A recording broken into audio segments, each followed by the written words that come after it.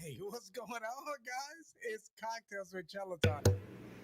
Well, it's time for episode number 31. Here we go. We got one, two, three. There you go, 31. All right, listen.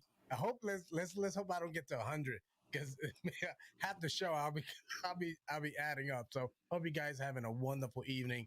We're gonna have a great discussion, as you see by the title. That we're gonna have a watch party of a great discussion of my dude Jas and also Donald. So let me know what you guys think about that throughout the show. So before we get started, let's get all the particulars out of the way. So all opinions are solely my own and do not reflect the opinions and expressions of my current employer. So the reason why I bring that up is that I work for the second largest recycling and waste company in the nation.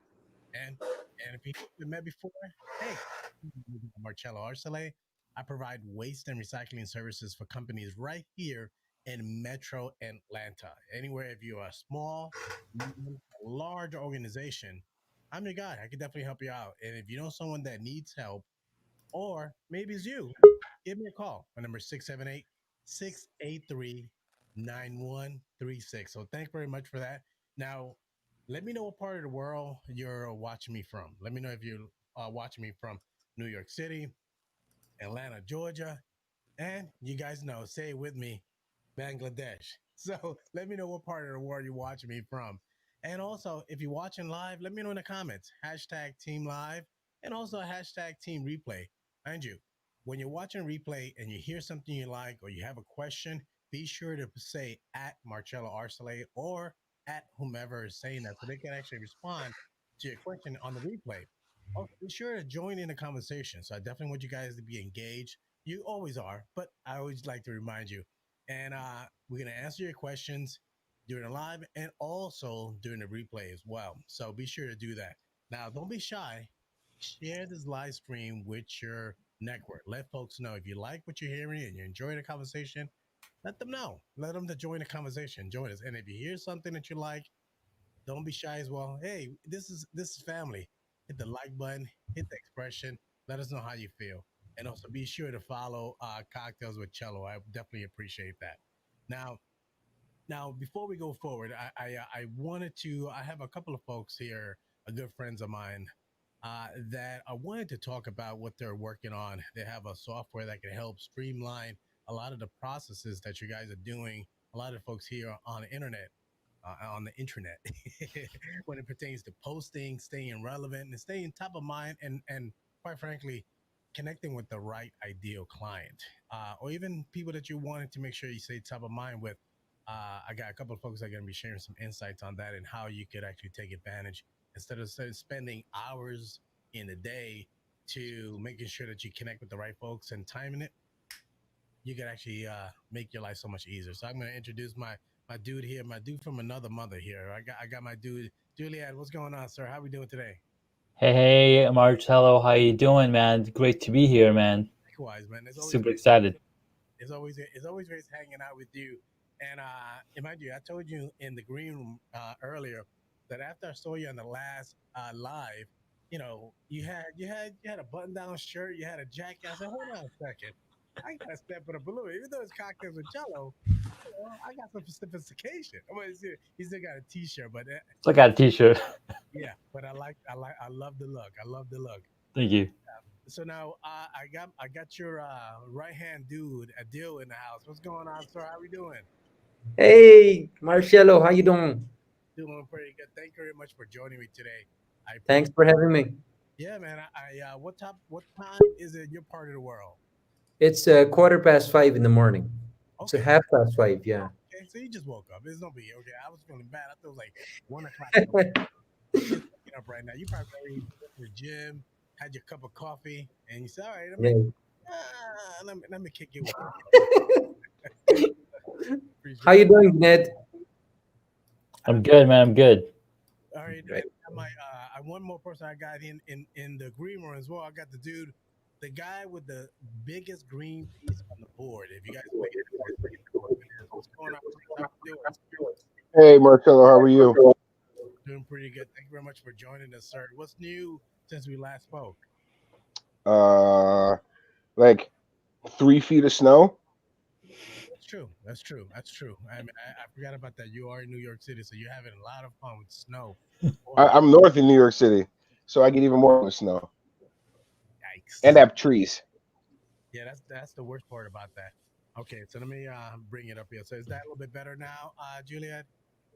Is that better? Yeah, it's much better. Okay, good. Thank you. I appreciate that. Thanks for the heads up. I know some in the past, Chris will let me go through the whole show and no one can hear me at all. So step it up. Chris and Adil turned up pretty good. Mhm. Mhm. Let's Hey, go Chris, you doing good? to I am okay. Kenny is in the house. This dude. Listen. Look at that. Look at that note. Look at What are if you you're not drinking? connected with Kenny, I mean, I love this dude. I can't get enough of this dude. Thank you very much for coming through.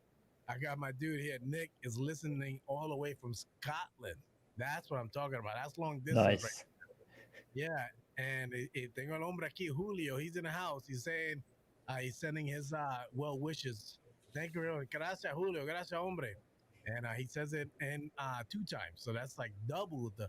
So I appreciate that. That's awesome.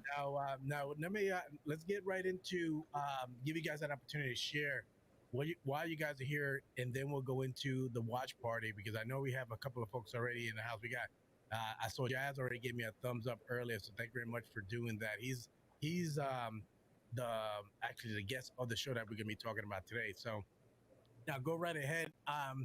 I'll let either one of you guys want to start, either Adil or Julian. Um, I know that you guys have this software, and I watched you guys demonstrate briefly on the show a couple of days ago, and man, I was just enamored by that. And I'll tell you this much, Chris, I don't think you know about this. I hope you got your shoes well tightened because this program is gonna knock your shoes and your socks off. So get Hmm. all right. Go ahead, Juliet or Adele. Go. You guys go ahead. Okay, should I go ahead, Chris? Yeah, go ahead. Go ahead, Thanks. Adil. Thanks. So this software is about managing your content for your social media and blogs. So you can centralize all your digital channels into one place, Mhm. and then you research your content, find out the right content for your target audience, and then you distribute it and measure it. So it's better I show you right away. And You guys able to see my screen?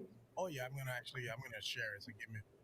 So since I'm Content Studio's partner and also I run my own agency, so I'm managing 26 other businesses. Like there are some in Australia, some in Canada, some in US. Most of them are in US. Okay. So I've got them all in separate spaces. All of these businesses have their own socials and blogs connected in their own spaces. And my team, I allocate team members like content writers, designers, digital strategists, video makers, video editors, allocated to these businesses. So I'll just get into one business. I better go into Mr. Junaid's workspace. So the first step is, like I said, it is a content management platform for your social media and blog. So you get on, and you connect your channels on day one. Like you connect your Facebook groups, your pages, your Twitter profile, your LinkedIn, even your Google My Business and Instagram. And then the number one challenge is for any business is to find the right content for their target audience. So you can find the right content using this discover bar, where you can add your, let's say, use your keyword and find the right content targeted to your niche, and you can find the business trends. You can find how this content is being populated on the different networks, what are the engagement metrics, why you should share this content with your audience, and of course, what is that you need to look out for. So there's a shared button. Since you have connected your channels, your social medias and blogs, you'll just click and share your stories. You can add niche relevant informative content for your audience. You can build your topics, custom topics for your own business, giving the keywords and domains and sources like this. It will populate in the real time for you. Like all the top articles, top posts from these high performing websites will show up, and then you get them all in your business funnel and distribute it across your channels. So like I said, you can manage using one software. You can manage all your social media, all your blogs. Either it's on WordPress, Tumblr, Medium, Shopify has come up recently. So you can connect, just like Junaid has connected two of his WordPress sites. So now he's connected with social channels and WordPress. It's easier for him to manage everything from being single software. When he wants to share branded content, he can use Composer. That is pretty same to like Facebook actual native content composer.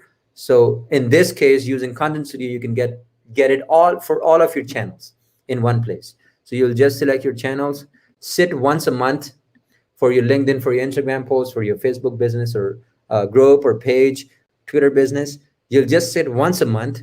You'll compose your content, whatever content you need to compose, add your images, add your videos, add your hashtags. If you want to create a design using Canva, there is a Canva integration. You can just schedule ahead of time, everything. If you want to, customize it for different channels, like I recommended Junaid to do too, because, Twitter has a different word count. So you can customize a post for different channels and distribute it in the real time in 2 minutes for all of your channels. So if you want to do some research, say you are just sitting right here. I'm sorry. Are you guys with me? We can still hear I can you, hear you. but Yeah. So say if you're a business and you want to save your most time, you don't want to come every single day, find research content, and you want to distribute it on daily basis. You'll just sit once a month. You compose your posts, like 10, 15 posts once a month and schedule ahead of time. Like all the time frames, dates that you can set up. You can set your time zone. If you're outside of US, you can set your time zone and distribute your content and sleep on it, because doing social media marketing for your business, content research is now streamlined. It's all in one place. So you'll just sit once for like 6 hours and complete all of your content publishing research for all of your social media and blogs in those 6 hours for the entire month. I gotta ask you this now. Can you hear me okay on your side? Yes, absolutely. Yeah, so this is what I'm concerned about. With LinkedIn, when I first got on LinkedIn, not first, but when I started in the past 2 years using LinkedIn more as a tool, I was a little bit too aggressive when it pertains to posting or navigating between screens. And it's so much so that LinkedIn flagged me at one point and suggested that I was using a bot because I was going through between windows and pages and whatever. So I was loaded. The message was that I loaded too many profiles at a given time. Now, when it pertains to posting, I've heard that LinkedIn, frowns upon that kind of behavior. I mean, outside of the obvious that you're not going to use this tool to post, every 10 minutes or so, Is this something that are we gonna is this something that someone need to be concerned about? Is this when it pertains to Not at posting all. on LinkedIn for that matter? Not at all. Let me tell you how we integrated LinkedIn into Content Studio. LinkedIn has a designated API for third-party tools that have big Hmm. user, like Hootsuite, Buffer. They're doing the same thing. So they, when it comes to intervening, like when it comes to prospecting and sending message to people, they don't allow. But for the posting, as much as content that you can post using their API, you can actually do this. You can build your own platform. You can integrate with their API, and you can do this as good. You can do the same. If I go ahead and if I show you for one of the businesses we're doing it for out in Australia, I'll just show you their LinkedIn post, so you get a clear picture of how we do it. Okay. Same way we are Okay. using Composer. We are using Composer for his business page on LinkedIn and his personal profile as well. Oliver Jackson is the founder of Living Property based out of Melbourne. So you see this? This is their content that we have composed. First, we did research using Discover. Then we used Composer to compose their posts. I'll just go ahead and show you the posts that we have done. More than 600 posts been already gone out on Okay. Content. See this? So because LinkedIn is the number one network to do the content marketing and get your traction, your business traction. You see this? I'll show you in the feed view so you get a clear view of the post. So this is for his LinkedIn personal, because LinkedIn allows your personal profile and your business profile to be integrated to third-party tools like this. So this is the Well, image designed. I'm I sorry? gotta ask you this now. I got my dude in the house. I got Mr. Chris Whitmire from Atlanta, Georgia, as well. He's familiar with a similar product. Actually, I had a chat with what was the gentleman's name that does a service that you could aggregate different posts. What was that name of the company, Chris? Thought Horizon. Thought Horizon. Yeah, Okay. you talked to Mr. Sanderbean. Sanderman, yeah. Mind you, I've seen Sanders software. This one, it seems a little bit, I would say that it has a leg up because it has integration with Canva and like almost like you don't have to go to different services to create the message. I mean, outside of actually telling this service that you're interested in X, Y, and B, it'll give you that kind of content to post. And you can actually get a little bit more creative with the post or the content that you can be posting. Um, The so look, yeah, so yeah, I've watched for the last couple minutes, and he definitely has this system has more outlets, more channels. Sure, it's more feature rich. I would say yeah. that much. Yeah. Um, but as he mentioned, the content is the real hardest part to create, and Exactly. from a Mhm. time perspective and from a posting perspective. Yes. So, and it's a different type of service with Thought Horizon. It's more Yes. geared toward having the curated writers on staff that help with the creation of the material. Yeah, we've got Chris Whitmar. Thank you very much for joining, Yeah, sir. but I know, but you're posting on so many platforms at once. That's amazing. Yeah. And Hmm. Hmm. yes, not only that, Marcelo, thing is, if you want to have all these features like content discovery, influencer tracking for YouTube, Twitter, Instagram, you find influencers around your topics, around your niches, from all these top platforms, finding the right content to distribute using Composer and then automate it and analyze it. These are the features you'll find it in 4 different tools. There is no tool in the market right now to this day that does all of this in one standalone dashboard. Like you'll find lots of tools doing discover, content discovery. You'll find a lot of tools like Hootsuite and Buffer doing publishing. You'll find a lot of tools doing Hmm. analytics, content, but you won't find any software, any program that does, all of these features in a single step. I'm sorry. I apologize. I'm distracted. I apologize. I got distracted. I'm sorry. Can you go back? Oh my gosh. This is, I'm just geeking out. Look Go at ahead. this Oh, beautiful. Oh my gosh. And then I love the word he says there, compassion. Off to his right. Yeah, and you, let me unmute you. Hold on a second. I'll unmute you. Go right ahead, man. You're muted. okay. I said So gotta have compassion for sure. Yes, you do. All right, let me Go ahead, bring you Adil. back. Sorry. Go right ahead, sir. you see this? This is the hardest bit. Distributing content is the easiest bit. Everybody is doing it, even sitting at home. Finding the right content for your target market, for your targeted content. That's the real challenge. So it has so many features that I'll talk on like hours and hours in one Well, short. you make a good point. It has a lot of features now, and it could be. I have services now that I'm subscribed to, and I'm Mhm. satisfied with them.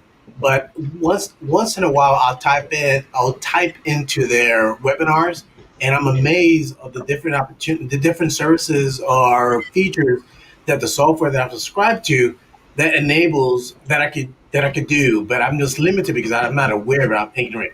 Do Exactly. you have any videos of different feature set or different scenarios that people could type into, or do you offer one-on-one coaching for folks to get ramped up?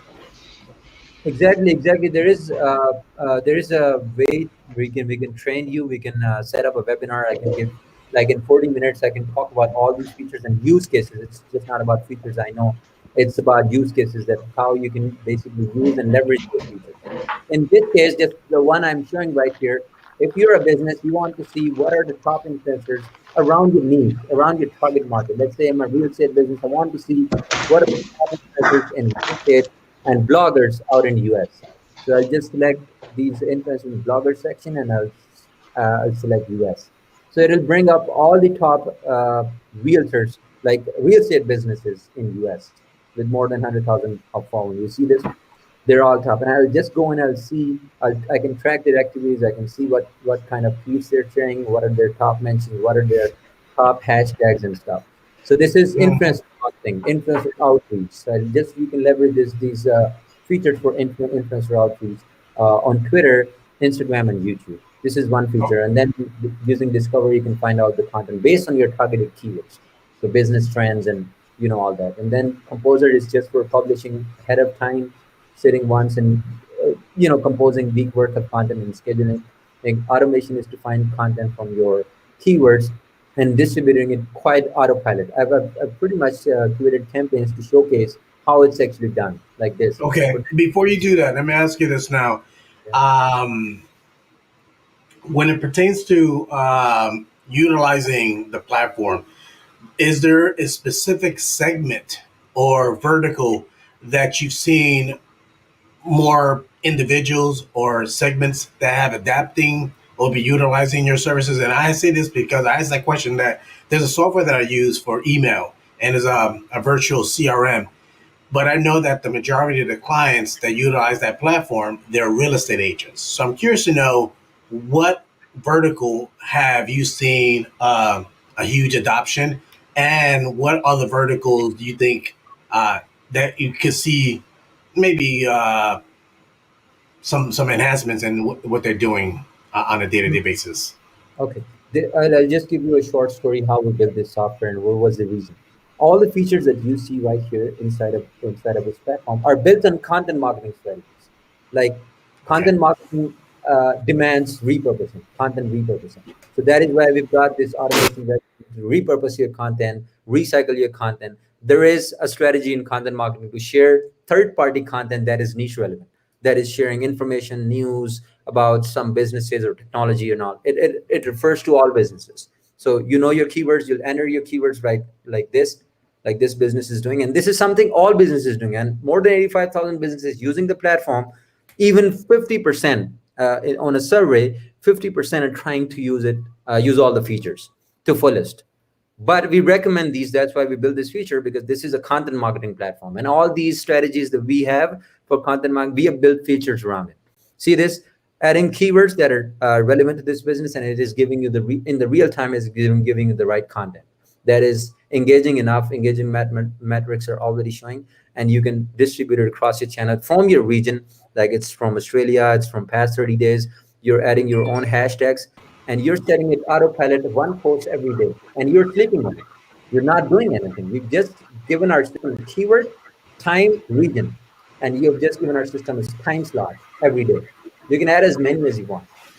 My Okay. point is, it is big because it covers all the content marketing needs that you need to make sure in order to grow your business organically. It doesn't have any paid option like for paid marketing. It is all organic. And for that, you have to be on top of all these features. So that's why we are so successful, and that's why businesses use it to leverage all of these. Because if you're a business, you'll have to use these. You'll have to do these techniques anyway, using any tool. Every business does influencer marketing. Every business does competitor analysis and content analysis. Every business does. So a deal. Mhm. I have a question. Yes, Is that using RSS feeds or are you scraping the web? RSS. Gotcha. Yes, and also there is a recipe. You can set it autopilot. You can add your own RSS. It collects your articles with your videos. It can be RSS to your video channel, and you can distribute it across the channels you can select. You see this? I showed this to Junaid that day. So when you say recipes, I'm thinking about like services like Zapier. Right. Zapier How is do you manage the posting headlines? Is it all posting manual? headline means for social media. Well, like for LinkedIn, you pick an RSS feed, and then you have to actually work through the hashtags and what companies you actually try to connect to the post. Yeah, it's just, I mean, in case of RSS, to distribute any content from your RSS or anybody else's RSS to your link, you'll have to just add an RSS, and it will appear as the same title, post title. You cannot Correct. change actual post title. Yeah. Okay, but you're creating the headline on the Twitter or on the Facebook or on the. Okay. You can create your own titles. Like you can add variations too. We have done all the machine learning and AI work to give your content automated intelligent titles that will be subjected to the actual body of the content. They take actually content from the body. They analyze the body of that blog. Of course, it's going to be a blog, and then they add a title. That's interesting. Yeah, that's an interesting way to do it. Hey, Adil, do me a huge favor and put a link to the website, so folks that are interested in learning more about this, they can actually connect to the people that are watching this live. Now, before we continue on, and I know there's some things that you want to share with Cocktails with Cello folks, and what I mean by that is individuals that want to take advantage of it today. There's some promotion that you'd like to share. So before we get started there, or before we go into that, I will definitely want to shout out to folks that are watching us here live. Mary Ellen, thank you very much for watching us. I appreciate that. And I see already you got a fan, Martin. Martin likes Mary Ellen. Okay, Senor Martin, I see you. All right. And I got my dude, Senor, all the way from Cali. What's going on, sir? Thank you. Thank you very much for stopping by. And I got my Matt Crump, this dude. If you're not connected with this dude, I don't know. Him and Kenny, outstanding content. And Matt, I know you asked me earlier, what was I drinking? Hey, this is actually called Whistle Pig. 15 years. So if anybody knows about this kind of stuff, my wife bought it for me.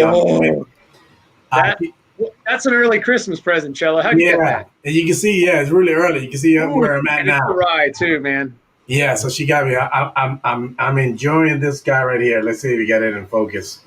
You've been holding out on me. That's nice, man. That's a great bottle of whiskey, Pig. Whistle Pig. Mm-hmm. What happened, Matt? Matt Crump? He has statued himself, I guess. He stopped. He's like, check this out. Gotta see this. Hey, Whistle Pig is my favorite whiskey in the world. It's some good stuff. Yes. It's been there long enough. Yeah. All right. Hey, Cello, you got to come back to earth here.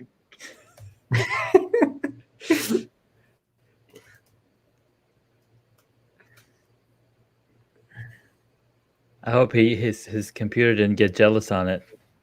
I don't know. You have to take this over. Can you handle this? I don't know. I just see myself, and I don't have a studio set up. Like I can't see anybody else. Yeah. Can you walk us through your studio, please? One more time? I can definitely walk you through the studio there, sir. Thank you so much. So I've got a multi-camera setup. I've got the main camera with a teleprompter, so I can look at myself and look at you at the same time. I've got another secondary angle here.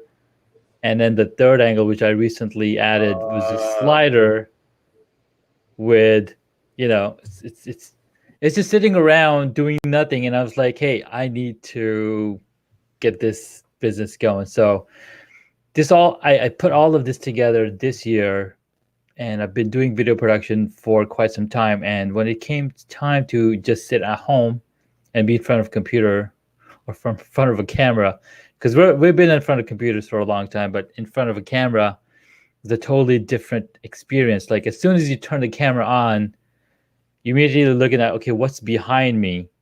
Right. So it took the time. You have a broadcast quality studio, which That was the idea. That was the idea. It's awesome. Thank you. I watch a lot of TV shows, not a lot of TV shows in general, but when I watch them, sometimes they try to bring in people from their home, and it's a mixed bag of everything. Yeah. Somebody trying to use earbuds, somebody having, maybe on their iPhone, who knows what they're on. That's a good setup, man. That's an impressive setup. That's awesome. Definitely. Thank you. So when COVID hit, right, all the newscasters or late night show hosts, they still had in their contract to go online to produce those shows, and the only tools that they had were tools that we all have, a smartphone. So they're like, all right, we're gonna record video on here and continue to provide entertainment and services to everybody else. I watched this one video, and what was really cool is they had a conversation. This company called, never mind the company, they help support remote video editing and remote video casting kind of thing. So they were talking to the producer that does the show for Conan O'Brien. And they brought him on and talking to him, and they're like, yes, we're producing the show from our home. What Conan is doing, he's putting up the iPhone on a tripod or, on some level, recording the content, sending the video to us, and then all the calls that he's taking, he's doing it all on Zoom because at home. So over the past few months, Blackmagic saw a great opportunity and they created the A10 Mini Pro. Now, they probably had the product last year dedicated for video podcasters. So the first version that came out was the switcher, and it just created another level of experience for everybody. So you can switch between the multiple cameras and still go out to the crowd, and they've just outdone themselves. It's all over the place. Everybody's picking one up and getting a show on the road. And I heard an interesting comment from somebody today that because of the pandemic, we've probably advanced technology 10 years faster. Oh, yes. And a lot of because the video technology, the streaming technology just has to keep pace. And it would have taken multiple years to get to where we are now. Absolutely. It took us 9 months. You're 100% correct. And we are moving even faster. Computer or services like vMix and Ecamm and StreamYard even have stepped their game up. They're able to put more development dollars on creating a better experience for everybody who's using. And I just wish Marcello was bad so we can have a 6 view, because now he's on his way.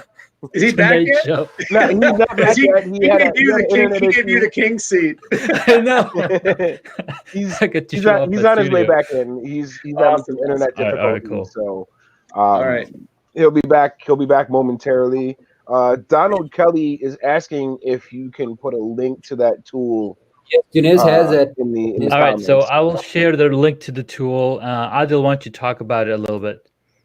Yes. Yeah, no problem. Absolutely. You have a super impressive setup, and it's something unlike a lot of people are going to see, because we went from everything going from a broadcast studio to now that broadcast studio needs to be in our own home so we can protect ourselves against the impending bubonic plague of the 21st century. Exactly. 100% correct. And what's even amazing, my friend, my cousin works for LinkedIn, so he's been helping set up these Zoom setups where you can. He's got a camera mounted on front of a teleprompter, and then a computer monitor or a small monitor, which is then connected to your laptop. What that enables you to do is put the entire screen of your Zoom conversation directly in your view, and you can even move around this camera so you're still looking at the conversation and the people that you're talking to and looking into the camera. So it's genius what that's able to do. How many people did that used to take? Let's say for like CNN, they have a CNN as a phenomenal studio, but that takes 100 people to make the broadcast. Absolutely. And now there's only a few, just a few people needed, and you go on live, you create content. It's awesome. So what's funny is what inspired me initially was Pat Flynn started going live on YouTube every single day. He's probably at 260 days or something.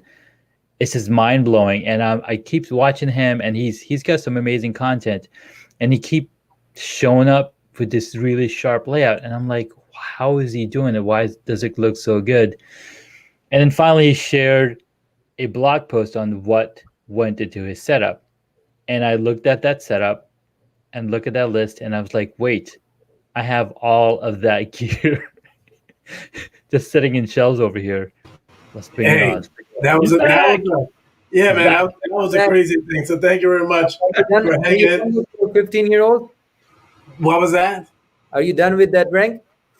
Oh yeah. He finished the bottle. That's what it was. It wasn't the funniest thing. Is as soon as I showed I showed the bottle, the system went down. Like that was classic. No, that was epic. I would agree with that. That was funny. That was understandable.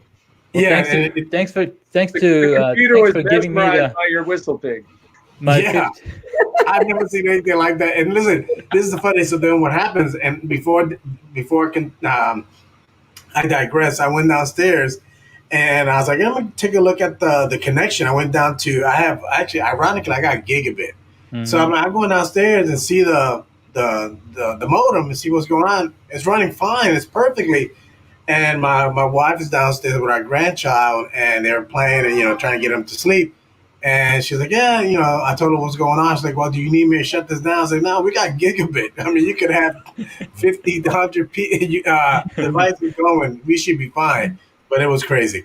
Now, where we last left off, it was about the Wisp Pig. Now, we are back. Thank you very much. Thank you very much for hanging in there. Now, do me a favor. There was a website that we wanted to share for you guys, so you can actually direct them, and also any promotion that you guys have going on with the software. I like for you guys to share that. Okay, Junaid already has a link to that deal, but I'll just explain it in a brief. Actually, this software has been there in the market for more than 4 years now. It's almost 5 years. And they're not doing any lifetime deals. I'm their partner. Got some shares. I've been one of their founding members. So they did this lifetime deal just for my agency. It's not out for public groups, but it's for my community, just like Junaid and your community, like private or closed groups. So you're not going to find it on the internet. So you can go out. The link that Junaid is going to share right here is going to have all the training and all the videos and all the businesses that how they're best leveraging it.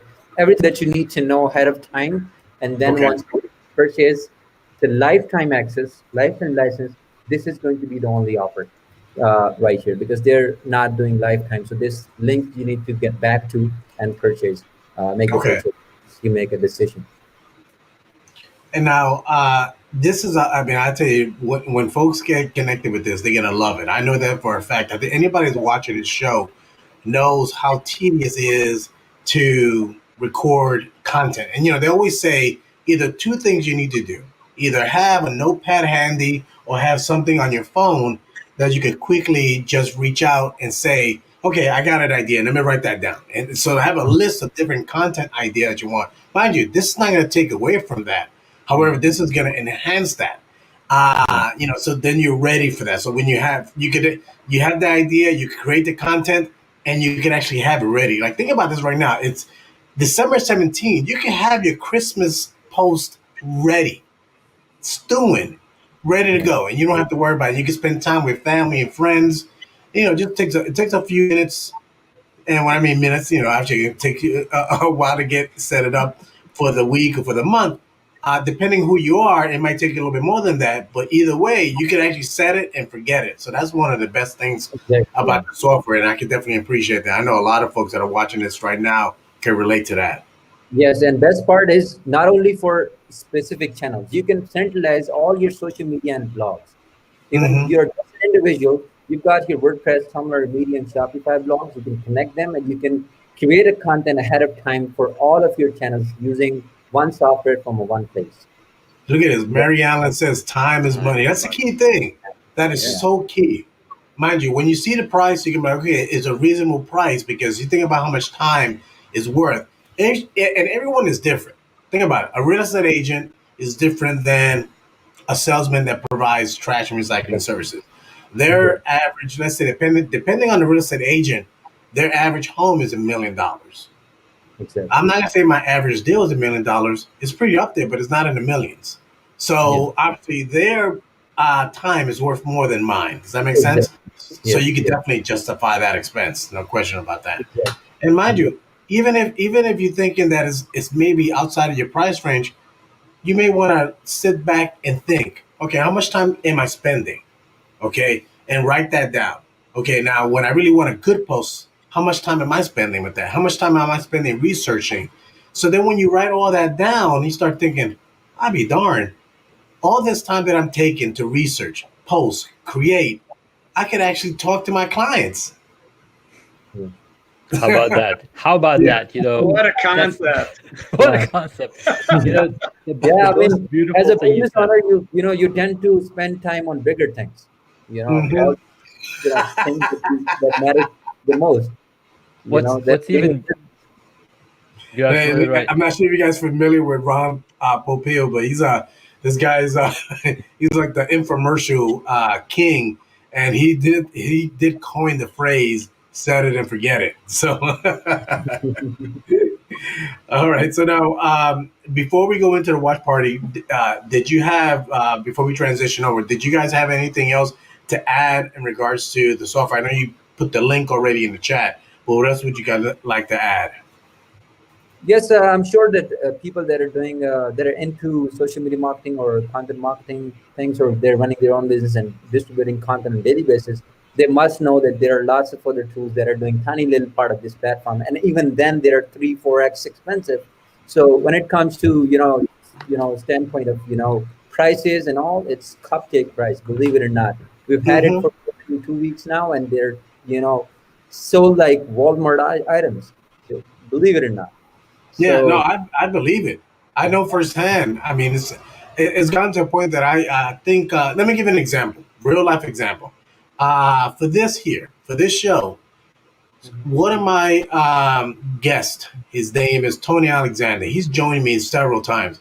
He reached out to me, I think Monday evening, Tuesday morning, something like that, and he asked me, "Hey, what's the topic for this week's Cocktails with Cello?" And I was vacillating on a couple of topics, actually three.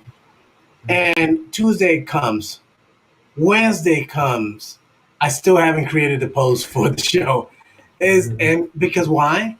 I value my time a little bit more than doing social media. I mean, I enjoy social media and I use it as a tool, but I don't use it instead of entertainment. Does that make sense? Or spending time with my family. So I value my time a little bit more than spending time on social media. So that's why. So I just didn't value jumping on it sooner. But it would have been great to schedule things out. You know what I mean? And so it would make my life so much easier. So I could definitely relate to that. exactly. So now Adil, can you handle multiple feeds on the same platform? Like somebody's managing 5 LinkedIn profiles and 5 Facebook profiles. That's a good question. Business and personal. 100%. Right. So you need to That's make awesome. sure that you connect that profile if that is unique, or if you have multiple profiles, that's fine. I mean, like I said, I'm running an agency, and in one account I have more than 350 social accounts connected. Oh, you know what? I remember, I think to answer Chris' question, if you go back to that page that you're sharing that had the different, I think you call it workspaces. Is that what Yes, you call it? workspace. Yeah. Okay. So I got a good memory, even though I got gray in my hair, but I still remember. So workspaces might be similar to what Chris is talking about, clients or accounts in this case. Is that what you're saying?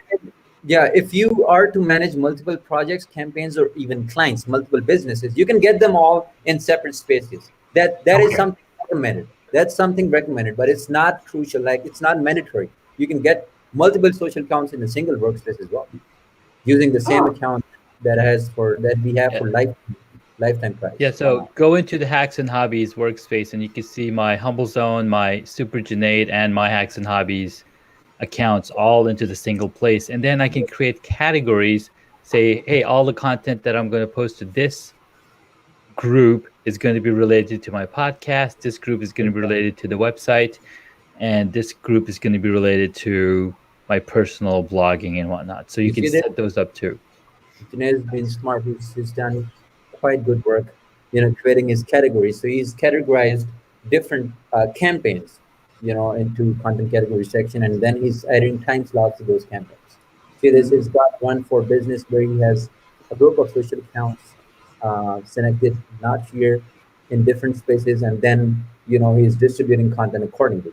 Like, if he has to distribute a post for a business category, like he's doing it for his own business, he'll just go to Composer. He'll just select that category named business. He'll just compose a post in the first place, like content, and then he'll select the category from here. Like, he's got all of his categories right here.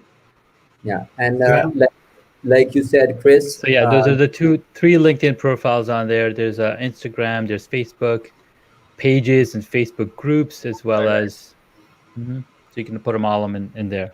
This, and you can customize posts for each social network as well.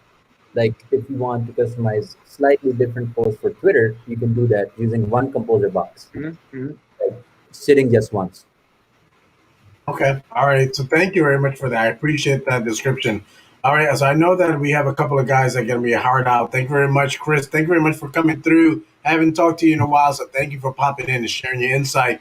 And he definitely let Sander know what's going on over here. He could probably collaborate with a deal. I'm sure that, it's not about competition. It's really know how you guys could work together. So when I saw that and he was telling me about the software, I definitely saw that there was an opportunity for you to learn more about that. So thank you for joining us. Well, the cool, and again, the great thing about Thought Horizon is we have the content creators, but they can use this tool. I mean, I see a lot of value in us being able to reach more platforms with our curators, because that's the issue a lot of times, the integration to get to the platform. That's one issue. And then the second issue is the content. Yes. RSS feeds, organic, find something on the web, write it yourself. I mean, there's a whole mix of areas. And I think Cello hit it on the head, and all those comments about time. Time's a resource you can't recreate. Yeah. But you can hire people to make you have more time. And think about it. These virtual assistants. This is essentially some of these are digital, but this is a virtual assistant. I mean, I don't want to go into a rabbit hole, but essentially, this is the best part about it, is that you don't have to worry about if this digital assistant is going to have a bad day, is going to have to take a vacation day, or whatever it is. You could actually talk to this virtual assistant at any time of the day. And the reason why I bring that up is that, think about this. We have to take some time to create the message. So sometimes a lot of us have a 9 to 5. So you might have to allocate an hour to 2 hours after work. Or maybe better yet, when you come home, you spend time with family, tuck them in, then go, sit down, knock this out for an hour or two, and do the same thing for maybe a few days. And then you have a month of content set up. Exactly. Yeah. I think the other thing that the tool gives you is time back. Like you mentioned earlier, right? You're taking the time to create the content. So the reason I set up my studio is I wanted to create the course around mobile video production using your phone.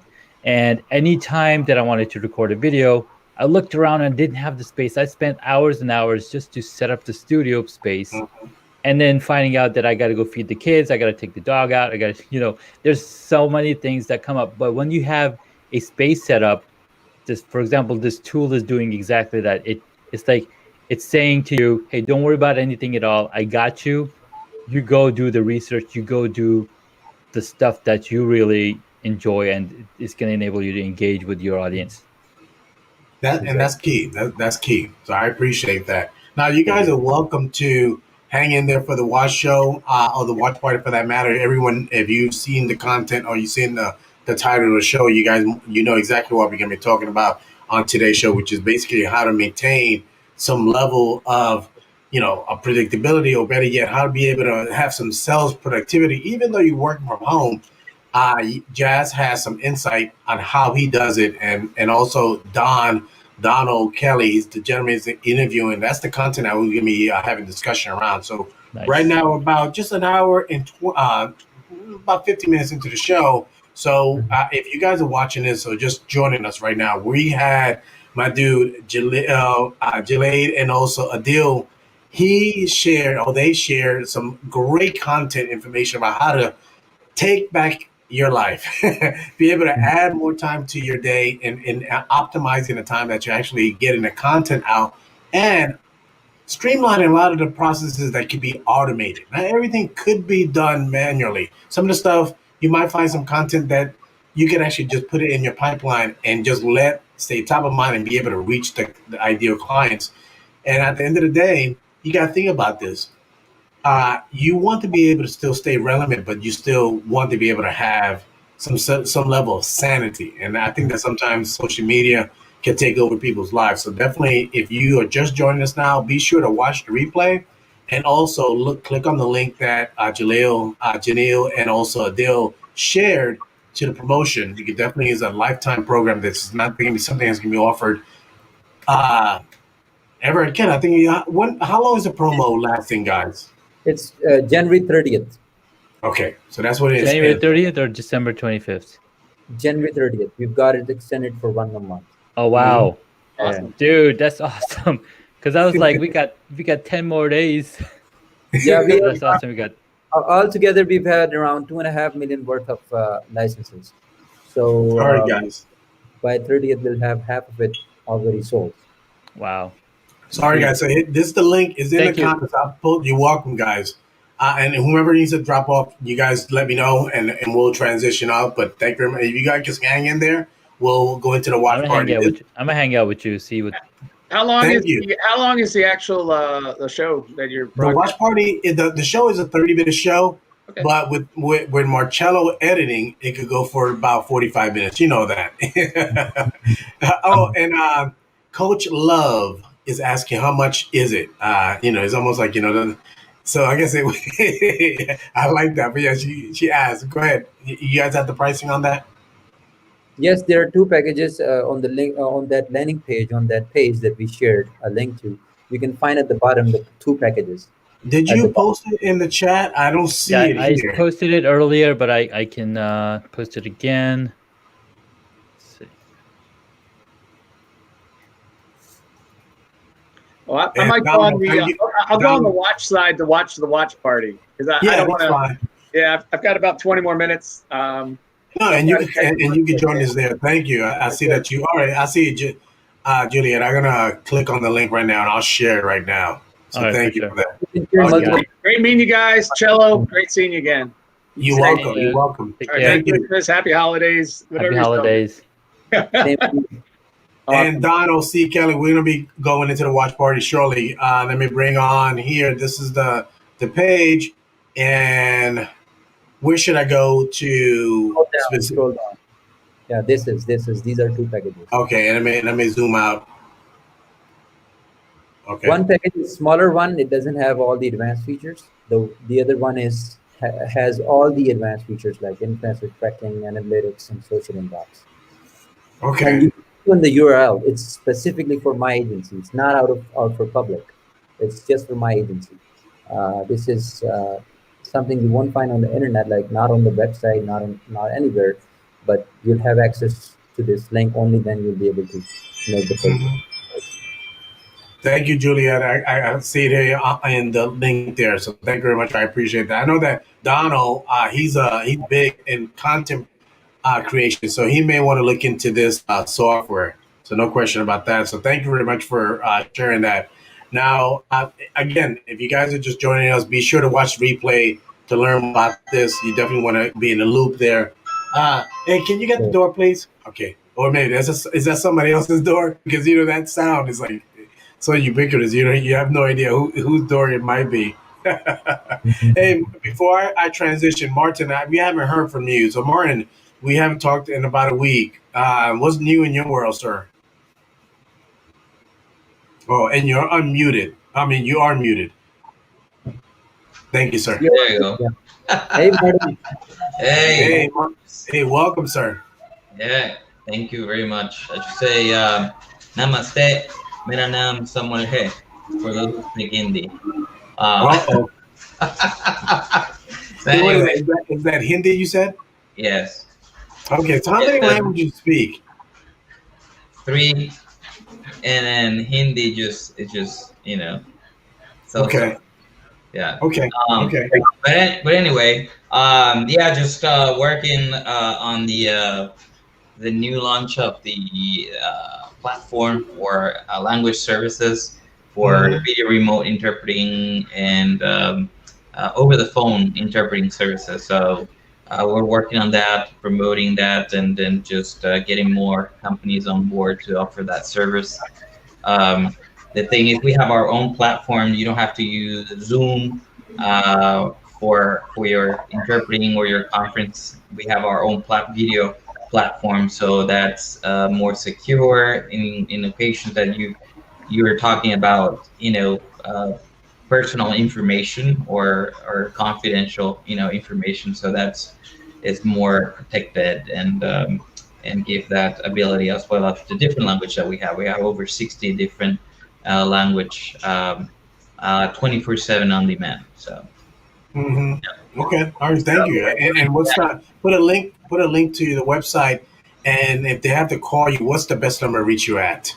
Sure, they can call me at 877-304-0786, extension 403.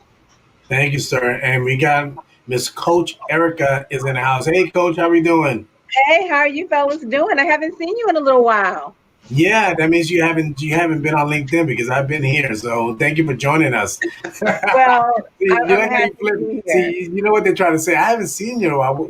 I haven't been using this software. I haven't been using Content Studio, so I have not been able to be posting on a regular. But now that I got the plug, like how the youngsters say, or the connect, you'll be seeing me more often. You won't even know if it's me. It might be my Content Studio. You know what? You go, boy. What's new? What's new and exciting in your world?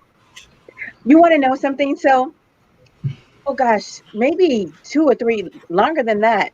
A few months back, I told you that I was going to be just starting doing interviews, but I was going to do them live, and the person was going to be able to give themselves feedback. Right. And so it's called the firing squad because they're getting fired up about looking for a job. Anyway, I did my first one today. It was super fun. And he's an IT person. You should have him on the show. He's a great guy. His name is If he's available now, send him a text, see if he can join us. Okay, look, I will. I'll do that and see if he can pop in. But basically, we did his interview, and then he watched the interview, and we did commentary on that process, and then I'll be posting it. So I was talking about it, and now I did it. I'm ecstatic. Congratulations! Yeah. That's awesome. I'm so happy for you. See, that's awesome. Congratulations, Coach Erica. I love that about you. Yeah, that's awesome. Thank you. And I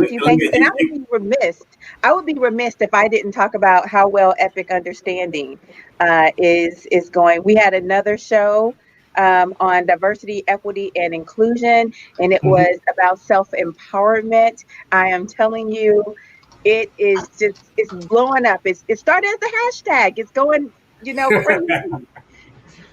I love it. I love it. We've had some really, really neat guests, even, from athletes and activism. Do you know anybody know Jennifer Welters? The name sounds familiar. Tell me about her. She was the first female coach for the Arizona Cardinals. And if I'm not mistaken, she was the first female coach in the NFL, and she was the first female player. There's a running back or some kind of position that she played. She actually played football with grown men and kicked their butts. Oh my But gosh. yeah. So anyway, she's been on the show. We've had a lot of really notable guests. So it's rocking and rolling. I'm just ecstatic. Well, congratulations. I'm glad to hear that. I know I got a heart out for my dude, Julia. Can you let folks know how can people connect with you? Either here on LinkedIn or anywhere else that you do in your work, please. And you're muted, sir. Of course. That's the game of the Zoom game, right? The mute button. So people can reach me here on LinkedIn. I'm here daily, or you can also check out my podcast on hacksandhobbies.com. That's part of the link earlier shared. And thank you so much for all the Thank care. you. My latest episode on the podcast is about how to find your dream job with a coach, and the story is amazing. Talked with this coach who's been doing career coaching for the past 25 years. He switched 9 different careers and 19 different jobs just to prove that he can get any job that he wanted. So, really awesome interview. It's beautiful. Wow. That's worth tuning into. Yeah. Yeah. Put a link to the show. Can you please do that on the end of the conversation? And also, Coach Erica, do me the same as well. Put a link to your most recent episode as well, so people can watch the replay as well. Okay, I definitely will do that. Absolutely. Please. Thank you so much. Thank you. See, you're on it, Coach. Let me transition into the watch part. So thank you very much, everybody, for watching. You know that Cocktail with Jello, the average watch time is 4 hours. So right now we're only 25. We're only 25 minutes in. So 25% into the show. And see, Martin is smiling because he's been there with me on those 4-hour shows. So he's been there. Well, your watchers will know it's worth it. Yes, thank you. Check is in the mail. And Martin and also Juliet, put the link in the LinkedIn live feed, not the private chat. I dropped them both. I dropped them in both places just so you have it. Thank you so much. You. It was nice meeting you. And Coach Erica was asking to talk more about our studio. Well, I'm going to talk to Matt, and then we're going to try to do a live and talk more about geeky stuff over there. So be sure to let you all know about that. Thank you. I'm in. I am in. Thank you, guys. I appreciate that. You guys have a good one. You too. Bye. Bye-bye. All right, guys. Let me transition. Donald, if you're still hanging in there with me, Donald C. Kelly, we're going to go into our watch party right now. So let me bring the show on right here. Let me bring this guy on.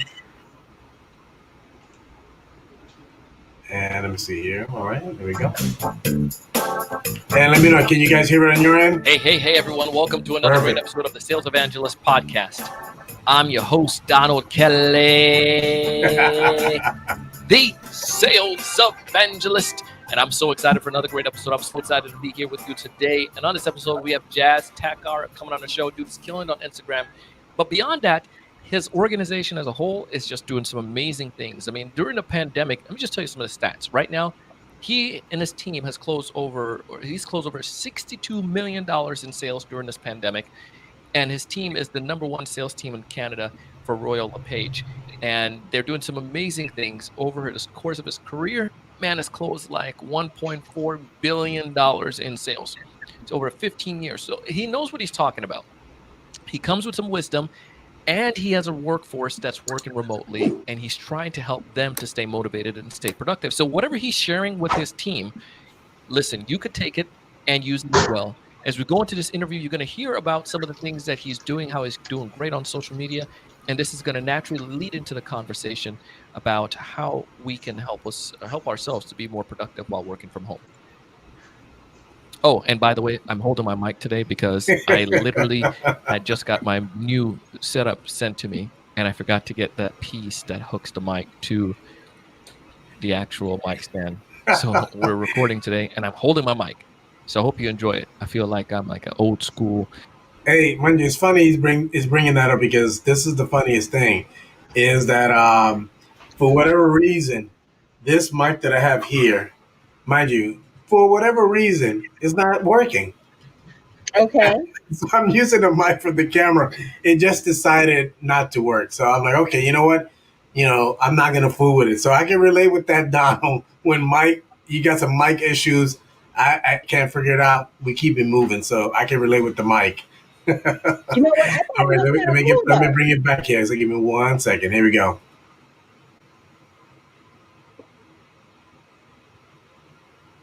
Like host or somebody is not unusual. Anyways, all right, let's go into the episode. Welcome to the show, Jas.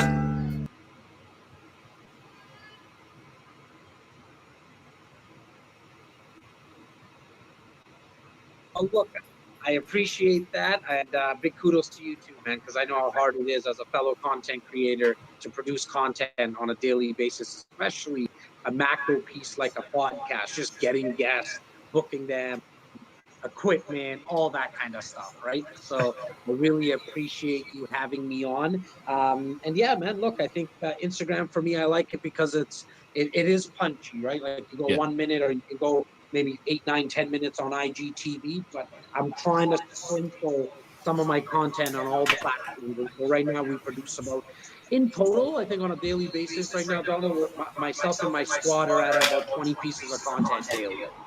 Wow. And that's all on a variety of platforms, not just. Yeah, so we heavily focus on Instagram, YouTube. I mean, did you hear what he just said? 20 pieces of content daily. I'll be lucky. I'll be lucky if I can post one piece of content a day, maybe two.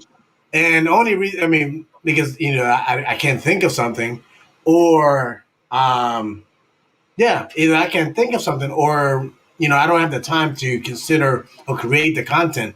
So think of 20 pieces of content. That's amazing. And mind you, sometimes I'm kind of off when it comes down to that, because I think that some of these social media platforms, when you overpost, I think that it can be kind of iffy. Mind you, he said 20, but he said across different platforms. And he's not saying it's all on one platform. So hold on before you move on from that, because I have that in my mind a lot. Overposting is, someone told me when you post too much that it eats up your previous post. Is that true or no? I can't speak to that. I just know that what I've heard from people that are smart in the in this industry, they know that when you overpost in a specific platform, it doesn't work well for the algorithm, because Yeah. it's not gonna push up the content to the people that you want to reach. Okay. So that's what I've heard. So maybe that he said over several platforms, but I'm wondering what platforms are you on, to post Well, that much content? there's quite a bit out there, but I know, but I can't think of one right now outside. I mean, outside of the big four. Think about Mhm. Facebook, Twitch, and different ones. I mean, I can't think of any other ones. Let me see here. I got my dude, Adil. Thank you very much for joining us, sir. I appreciate that. Donald C. Kelly said it was blowing my mind. Yeah, you're right. 20 different platforms. That's bananas. Let's. I'm gonna continue playing it. Maybe he shares exactly what other platforms, on specific platforms. I saw this already, but let's see if it reminds me. Like the iTunes and Spotify's and podcast platforms of the world, Facebook, and now going to be taking LinkedIn very, very seriously. I've been kind of dabbling in it, but now I got one of my new interns who's been on my back to make sure that we produce a lot more daily content there. So yeah, man, I'm having a blast. I love creating content. I like the sound of my own voice, and maybe that's why that's why I produce so much of it. But people are giving me the feedback, they're liking it, and so why not continue? I'm having look, I mean, anybody who watches or listens to me, you'll know that it's hard to decide if this guy's working or having fun. And for me, I think I found that right now. Yeah, and I love that. You have to be able to do. Well, you don't have to do anything.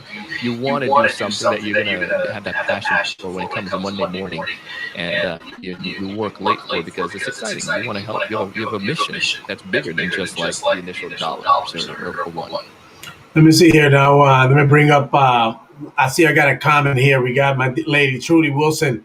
That she's giving a shout out to Adele. Thank you very much, Trudy, and I appreciate that. Definitely connect with them about the software that you talked about. It's definitely worth your while. I already got a glimpse, and I'm my interest is peaked, so I'm definitely going to be joining that team.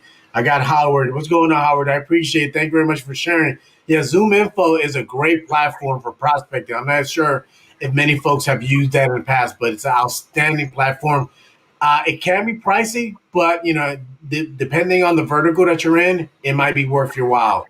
So definitely something to consider. Let me bring this guy back here. Give me 1 second.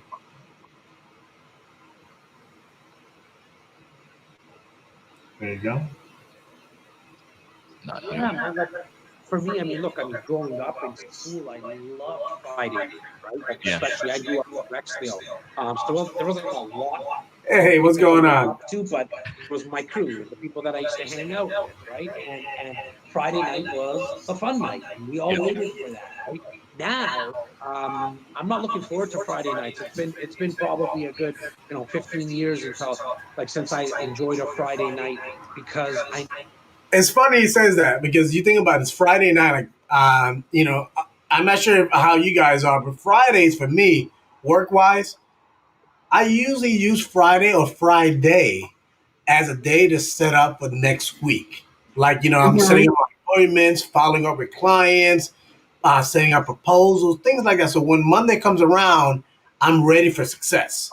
And I'm ready for Monday, Tuesday. So then when those, I get that curveball comes around the corner, I can manage that because I already know what I have listed that I need to tackle or what I need to do because I planned ahead. So people look at me sometimes when we were in the office on a regular basis. They look at me as on a Friday and it's like, dude, why are you still in the office? And I'm there past 5 o'clock. But when Monday comes around, guess who's in the office on a Monday morning to late Monday afternoon? The same people that were criticizing me for being there late on a Friday. But it's prime time selling, and they're hanging out, having coffee, and asking, "Hey, how was your weekend?" There you go. You know what? Follow up in Future Cast Friday. There you go. Exactly. Yeah, see, there you go. I like that. That's a funny one. Let me see what Donald C. Kelly, the host of the show that we're watching, let's see what he says here. He's saying that he's posting 2 to 3 times a day on Instagram, but he includes Instagram stories, Instagram posts, Instagram live. He also uses LinkedIn, Facebook as well. Okay, so now I get it.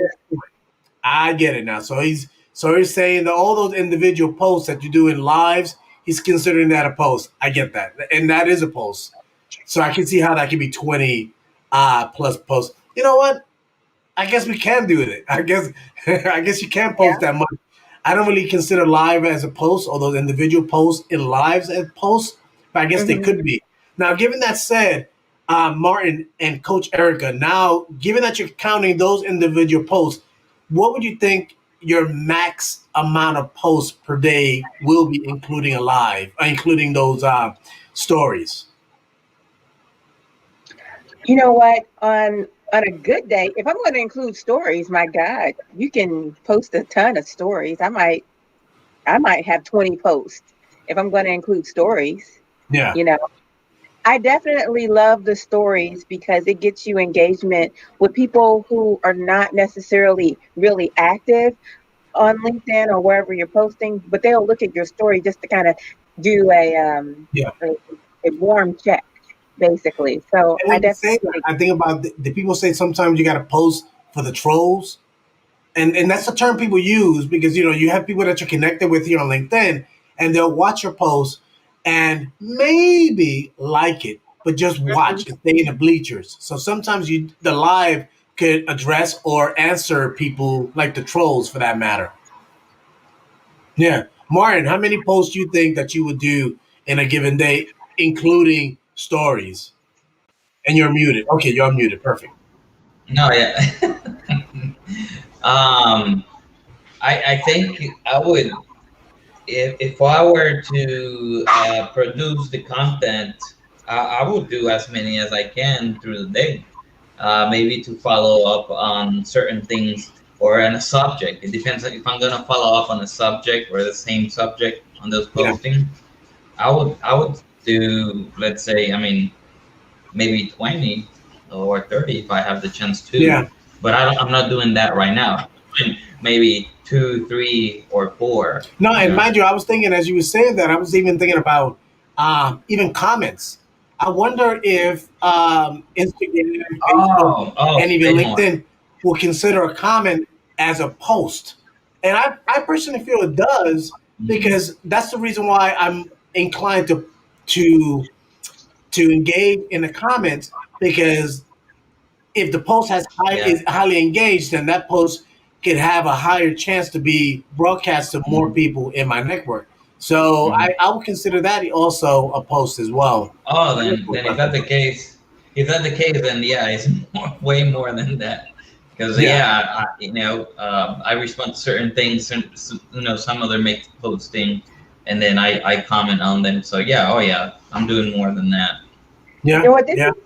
This is a perfect time to just say, if you're going to post something, nurture your post. Don't just post it and then people are making comments and stuff and you're not saying anything or Mhm. responding to their post or their like or whatever.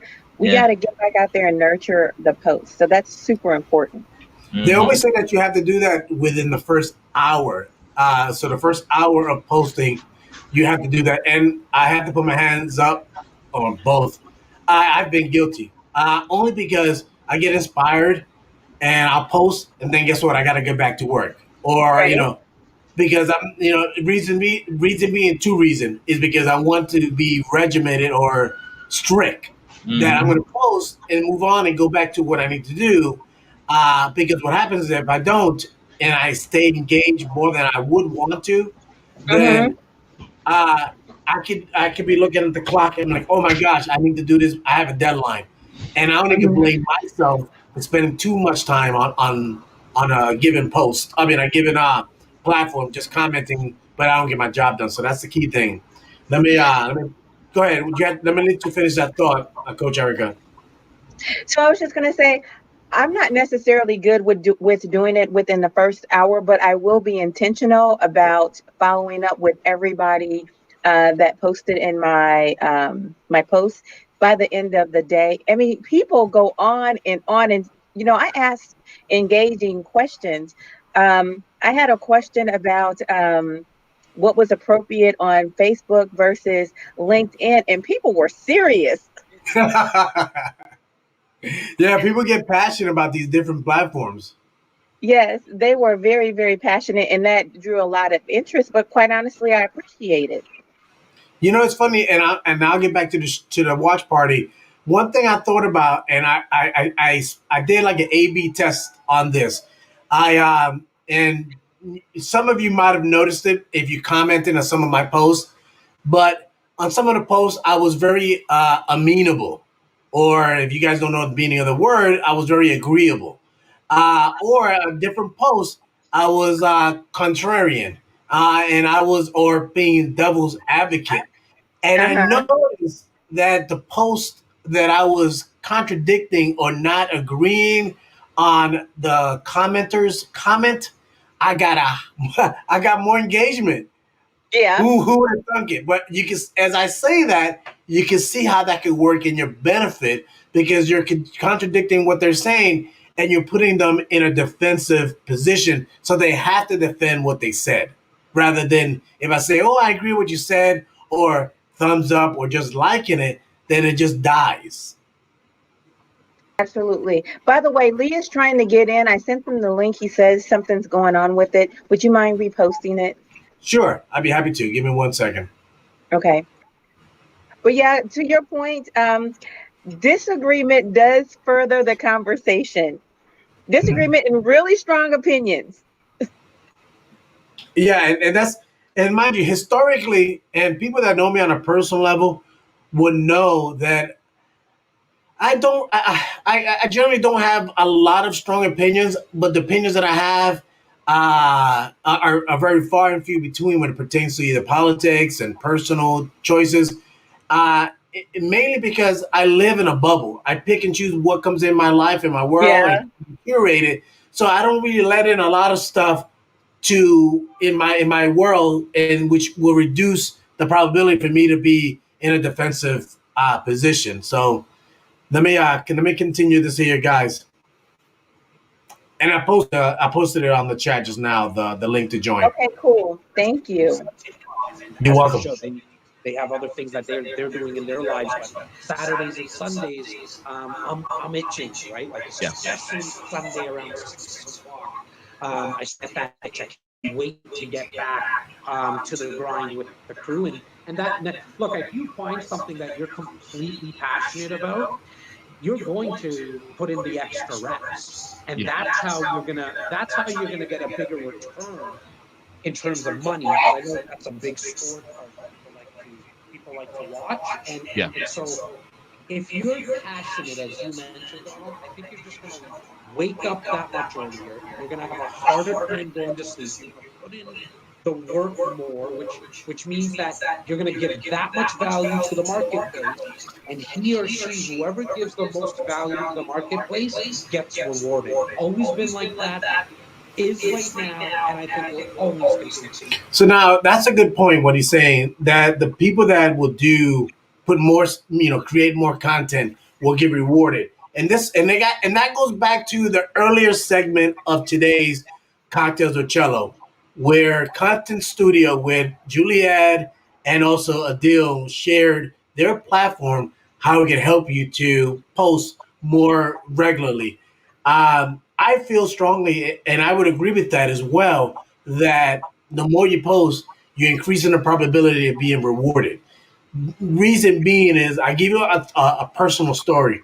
I had an account, or a prospect for that matter, that I was working on, and the timing was a little bit off when we connected. And it could have been either my tone of voice, or maybe my follow up didn't line up with what they liked, and we just didn't connect for whatever reason.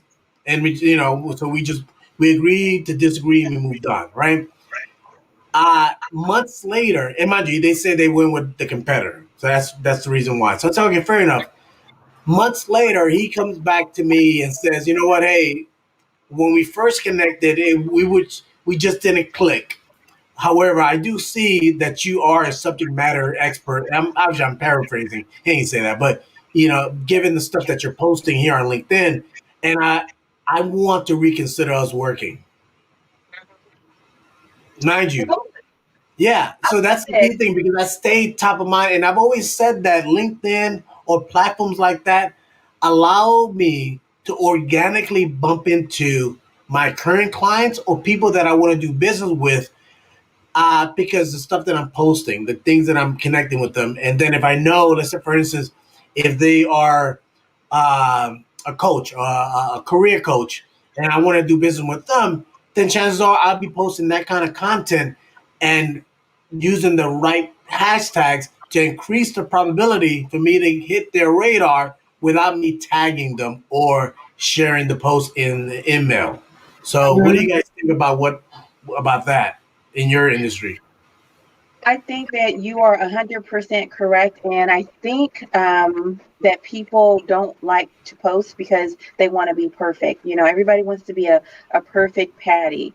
But what they don't realize is that when people see you making an effort and they feel like they get to know you, it's not whether or not you are right. It's whether or not they feel like you're relational and whether you have good intentions. And so that just warms their heart. It builds a relationship with them, and you're not necessarily talking to them, but they feel as if you're talking to them, and they have an understanding of who you are, and that goes a really long way. Mm-hmm. It's insight. No, I agree. I really do. Now, Martin, what do you think about that scenario?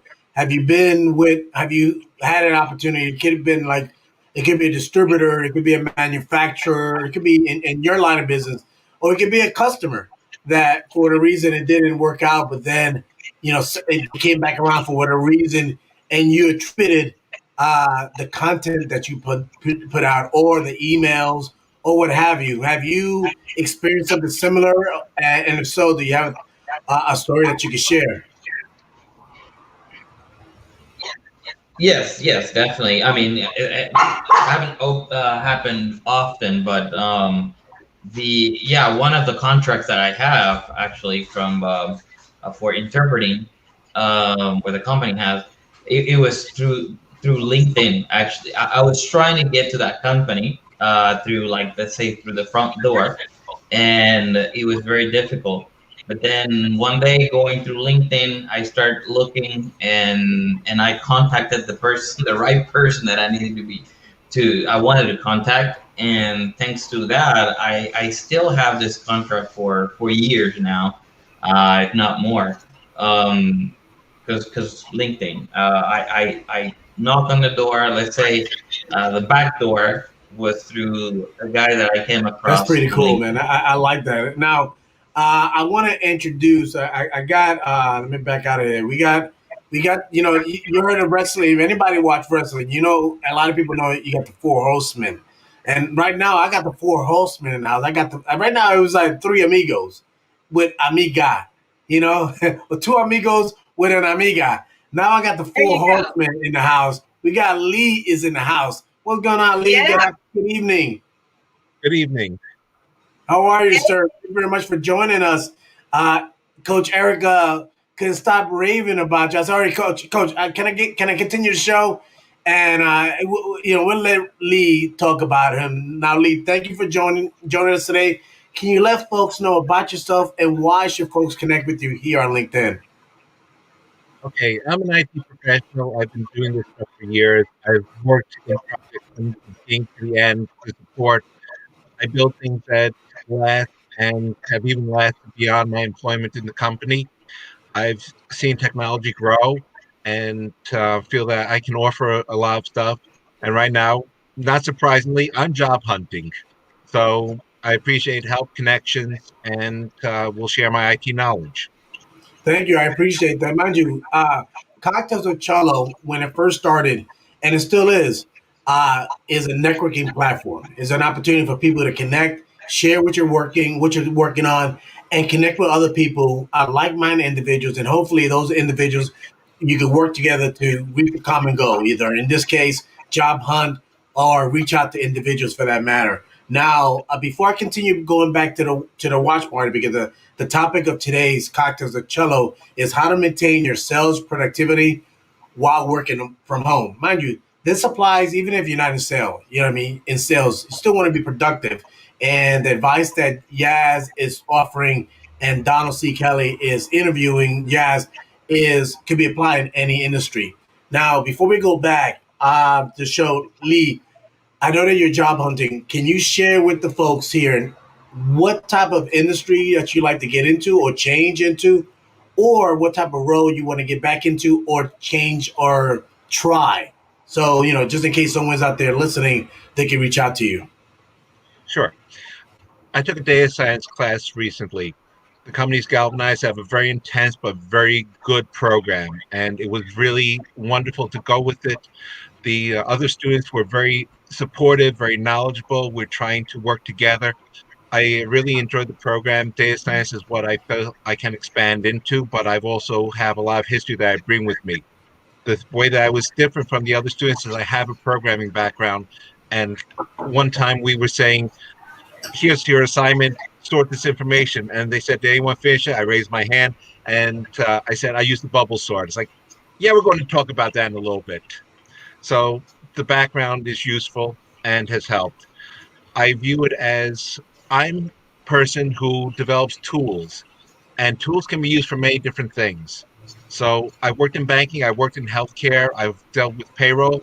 It's not just that I view technology in an industry, but I view technology for your industry. Okay, I got you. So long and short, I guess to paraphrase what you're saying, you're using technology to, I guess, customize or tailor a solution to your ideal client. Would that be? Am I right to say, or correct me if I'm wrong? You're not wrong. It's just that I view it as you have a need. You have things you have to get done. And my view is, how do I help you do it? I'll give you an example. I worked Thank you. at a place where they had web sales, but they didn't have a good accounting program for the GL. They didn't have a good report. They had the web sale information, they had the inventory information, they had the credit card information. Three sets of numbers, they don't match. How do you put together so it matches? I found the business rules to make it match. I put together in one report, one answer, and the user was thrilled. That's awesome. Now, let me ask you this. Now, uh, what are and before I go into the show, I want to give you another opportunity to sell yourself. So, can you share with us what are either any competitors either that we might know of or don't know of, and why should someone select you versus your competitor? Okay, because I'm looking at me as a skilled person, I don't know how you consider me in terms of competition. Of course, No, I may I'm not be. suggesting because what you do, there's a good chance it's either another company or individual provides that service. Why should why should someone choose you for those type of offer? It can be anywhere between either your personal touch, your years of experience. It could be your knowledge of the industry, whatever it might be. That's what I was asking. Okay, I'll clarify with a story, and you tell me if I'm off base or not. No, no, I no. worked. Whatever you say is our base. Go right ahead. Okay, I worked in banking, and the environment was tested telex. And if you don't know about tested telex, I'm not surprised. A lot of people don't know about it. It's the old technology where you say, I'm going to send you a message and you're going to do a financial transaction. Well, how do you know if I'm saying take this account and debit $1 million that you know it's really me? You have a test Mhm. number. The sender puts it on, the receiver matches, you agree on the method in advance, and that's how it works. I worked for a place that was very large and tested telex.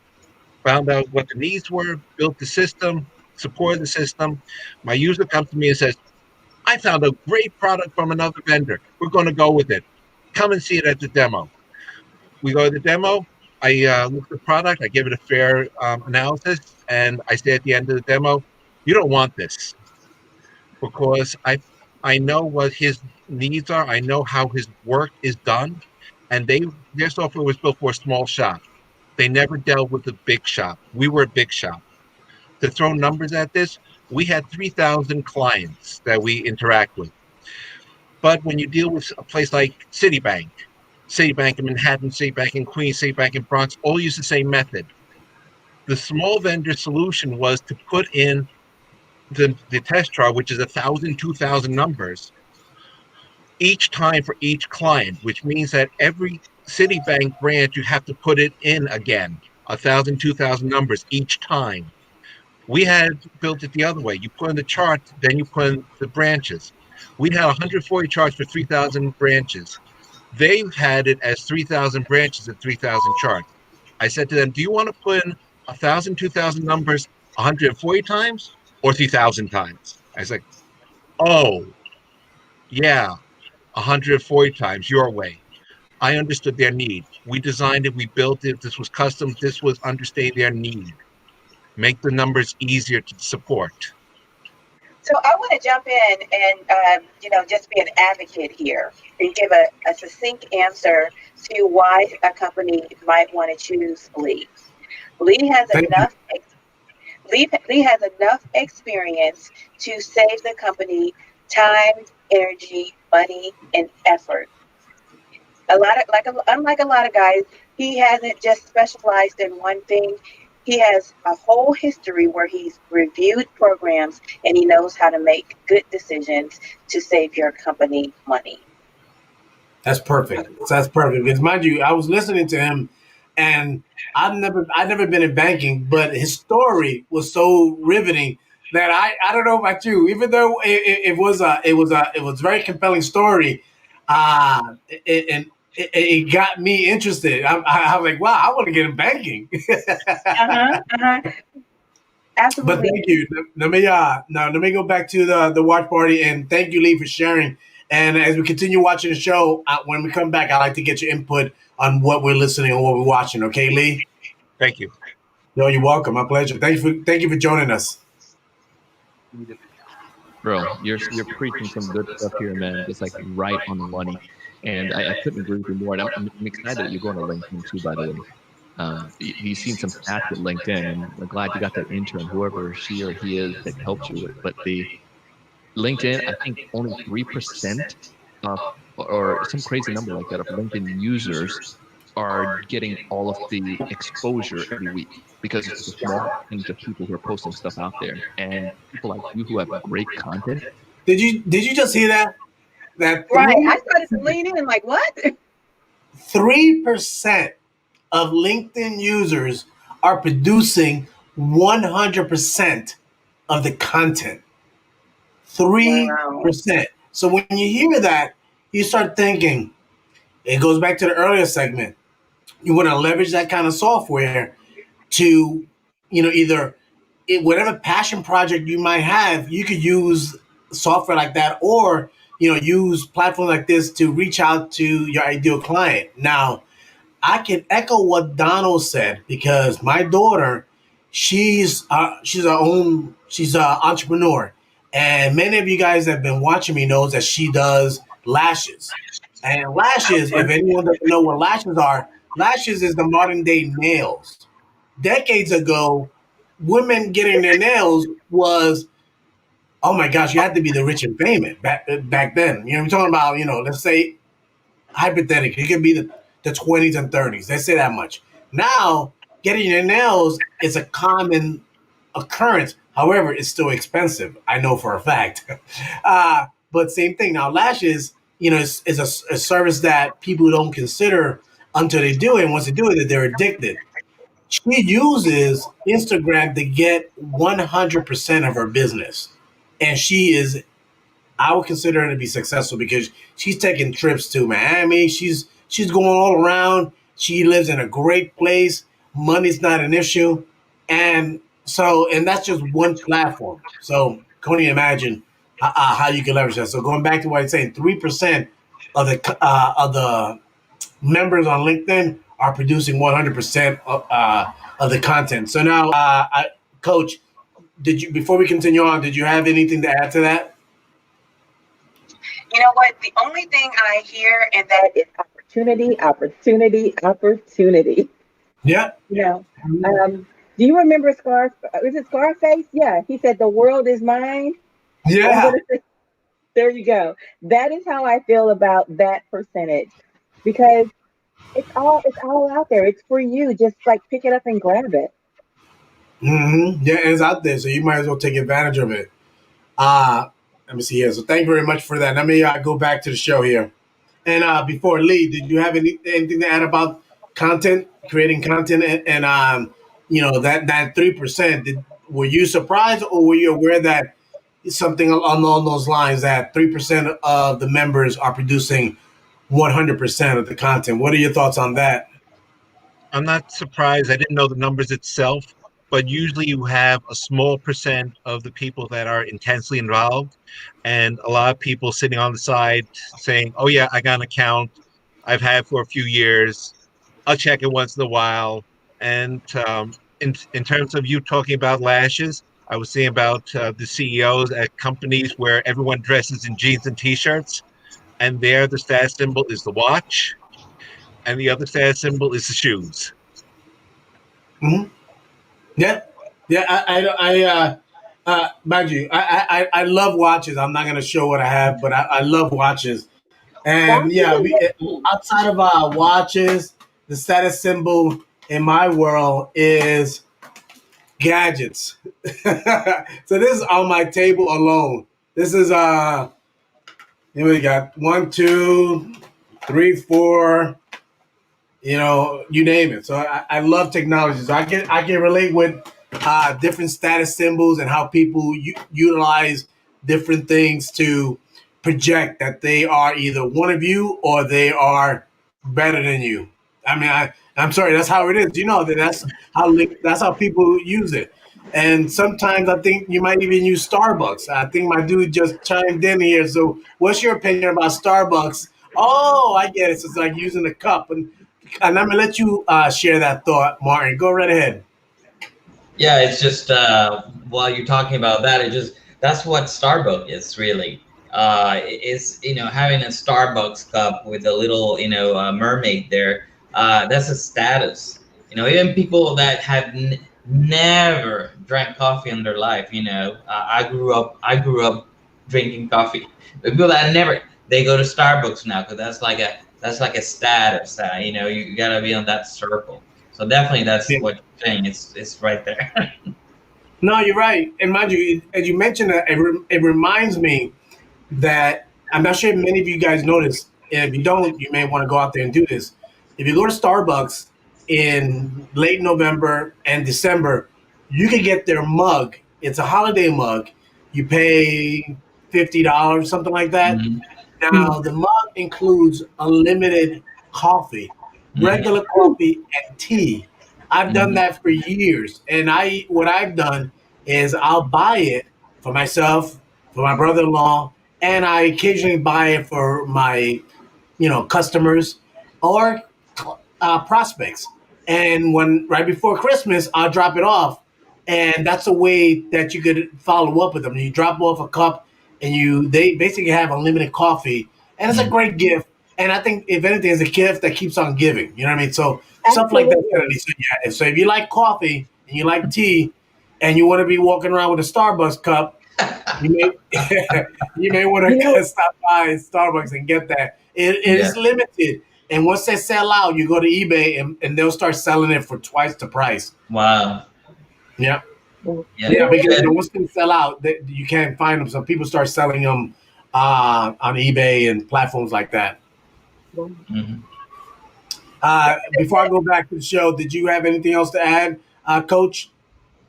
I was just going to say that is an amazing tip, especially buying them for your clients. Listen, every time they take a sip of coffee, they're thinking of you. Yeah, I'm warming their heart and their belly. There you go. There you go. I Yeah, love it. let me see what he get. It'll be a no-brainer. So Well, I appreciate that. Yeah, I mean, like what I wanted to make sure that we were doing is bringing value to the people that were there. yeah, Not only just repurposing whatever we were doing on the other platforms. And so we're going to actually go. I've been in sales for 25 years. That's why I was so excited when I saw the name I of mean, the you can feel the passion higher in his voice. sales You can. evangelist. I said, look, what can I be? How can I be different on LinkedIn? I was like, I just want to speak about sales, how yeah, I mastered it, how I believe I mastered it. Because the saying is that if you do something for 10,000 hours, we calculated it's 27,000 hours now in sales and service. And so I'm only going to be speaking to salespeople, consultants, advisors on LinkedIn, because the other part of my life is real estate, which I've been yeah. doing for 15 years. But I said, look, people can consume that real estate content everywhere else. I really want to focus in on sales. Money. You're onto something. Yeah, you're onto I think something, so. bro. Thank you. Means a lot coming from you, brother. It really does. Thank you. Well, this is what I wanted to mention actually is you alluded to this, your team, and going to the sales side, you come with an experience. So many of the sellers right now work remote, where they're doing all kinds of stuff at home, like changing diapers and making a call and closing a deal and cooking dinner. And how do you maintain our sales productivity even while working from home? Can you wrap on that for a little bit? Yeah, look, I think high level in sales, it's how many people are used to speaking, how many conversations people have. If you can, and I'll definitely talk about how to do it, just from a mindset perspective at first, that most people who've been in sales for a very long time, they actually had an advantage pre-COVID. And the advantage is that if you were able to get belly to belly with people, face to face, you were probably a better closer. Yeah. Now, the playing field is even. We're all on the same playing field. You can't meet with everyone. Majority of the time, you can't meet with people face to face. Today, where I'm calling from is Toronto. Okay, so now given that said, I want to ask you about that belly to belly scenario. I'm not going to ask when's the last time you were belly to belly with a customer. I'm not going to ask that. But my question is now, given that the landscape has changed, what are you guys doing now differently to still consistently stay in front of your ideal client or continue the conversation? What are you guys doing now differently or more of that you were, just share your thoughts, and whomever want to go first, let me know. I will say it's not necessarily differently, but it's using a different avenue. And the big thing is listening. You know, um, I am easy to share your secrets with, how you're feeling and how things are affecting you. And so, for that reason, I made myself available for a listening ear, not to try to close you or sell you something, but to try to connect with you and build a honest relationship and take it further than, a transactional type of relationship, but to experience this moment that we're actually in. And what's been hard and what have you been able to celebrate? And so that's what this time has been for me. Good. Now let me see here. Martin, what are you doing differently? I know that for you have a very interesting landscape. You provide interpreter translation services, and also you provide, you know, goods for customers as well. What are you doing either differently since COVID, or what are you doing more of now because of COVID? And you're muted, just to let you know. Yeah, thanks for the reminder. Actually, is picking up now. The demand is growing because of COVID for the over the phone and video remote interpreting or language services. So it's more. I'm doing more now than before COVID on that aspect. On that and on that particular business, I'm doing more now than before COVID. Okay. Now, what would you think that? And I asked this to Coach and also you, Martin. What are the things that you're doing now? Anything specific that you are surprised that you're doing now that you never would have thought you would have done before because of COVID? Anything specific? So I asked you, Martin. What are you doing now? More, or something that you are doing that you never did because of COVID, so you can stay, you know, you can be able to pay your mortgage and feed your kids. Like, what do let's get critical. Let's get real. Yeah. Yeah. Well, definitely before COVID, I didn't have or didn't see the need to have a website due to the nature of where my customers were coming from. I was that was not a need for me because the website was not the source of new customers. We would work that out some other way. So, but now I had to make a website and also um, social media. I'm not a friend of social media. I never was, and now I have to. I'm on Facebook, Twitter, and Instagram, and you name it, and doing blogs and all that stuff. I never before COVID. I would never consider doing that whatsoever, even though I know it's effective. Yeah. So I can see you using the software that you saw on the first segment more often because this is not something that you really want to do, but you know that you have to do it. So now, Coach, which one is yours? What are you doing now that you are surprised you're doing because of COVID? God, you know what? I'm chasing technology like that. What you had on earlier, I don't remember what it's called, but I would never be interested in that. I would think I post when I post, and if I don't post, I don't post. But now I am actively trying to get systematic about posting and bringing in that business. And I will tell you, now that I've been on social media way more, I've gotten some international clients and connections. I would have never dreamed of, taking my business that far. Yeah. That wasn't in my mind. But because, there are no walls, there are no boundaries, then it doesn't matter. WhatsApp, bam, Zoom, bam, there you Yeah. go. Yeah. In your industry, borders should not limit who you speak to. So that's the key thing. Lee, did you have something to add to this? Like, what are you doing differently now? And it could be even, I guess I'm asking this, job hunting. Given that you're job hunting, what are you doing differently now that you didn't do, or what it considered, because what it considered doing before COVID that you're doing now for job hunting? Well, I'll actually bring up a couple of things because I was dealing with the tech world with the job before I lost it, and it was COVID time. So one of the things that happened was my login ended, and I had to reset it. And you can't reset it on VPN. You have to go to the office to reset it. So I had to get my body to the office to go to my keyboard to log in just to change my password. So it was, even though you think, oh, everything's the same, no, it's not. You've got your VPN access, which is an important thing. You have still office equipment that's got to be turned on or restarted or updated, and people forget that there are things still going on in terms of the office, even though you're not in the office or mostly not in the office. The class was different because it's distance learning. And even though we're sharing, because you work on projects together, 2 or 3 together, who's got the keyboard? Who's doing this? It's not that you got someone sitting there and then you get up and you talk over their shoulder. It's a different type of interaction. And job hunting also, you're no one sees you, at least below the top of your body.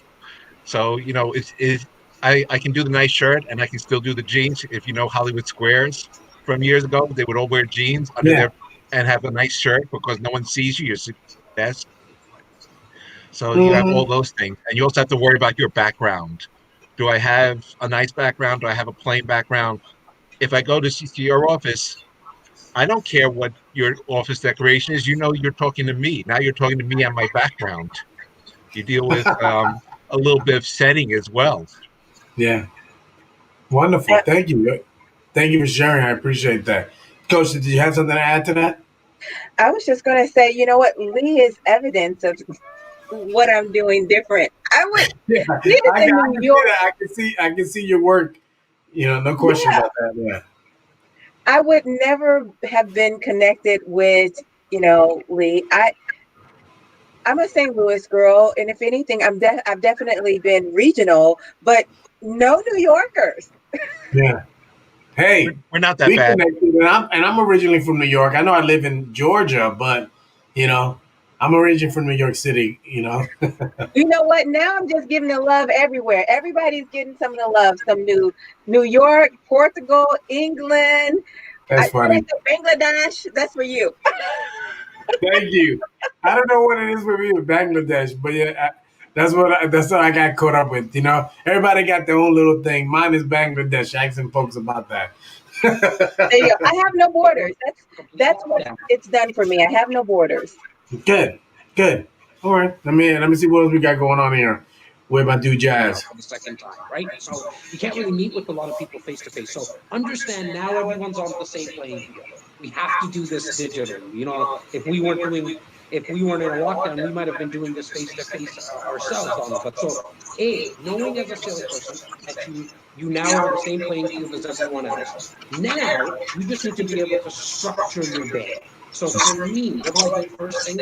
First thing in the morning, I like to call my warmest prospect, somebody who's already said to me, look, I am considering buying, selling, or investing in real estate. I like to do that first and foremost. Why? Because that's where I'm going to get the highest return. Somebody who's already said yes to me is now part of, like maybe I had a conversation with them 2 days ago, 2 weeks ago. My follow-up is to call them first thing in the morning. Let's have that conversation. I also create momentum.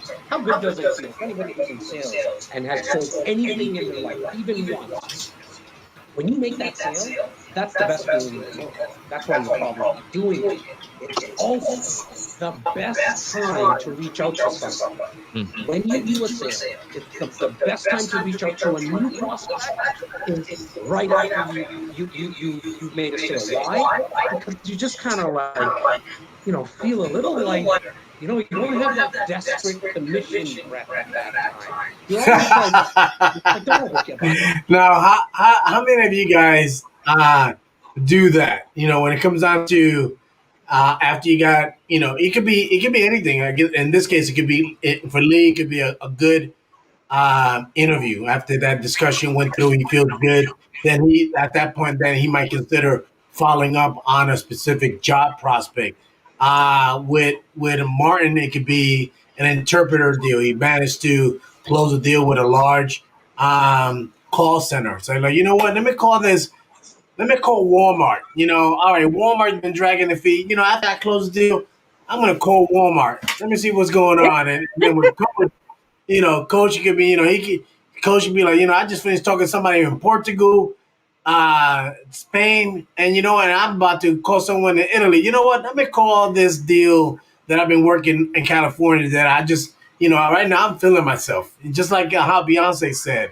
So, now I'm just curious to know what, Martin, the advice that the guy said, Jas, that was interesting. He said, call I guess your either existing customers or people that they're gonna say yes, or they're gonna give you a good positivity, so you can get a good momentum going.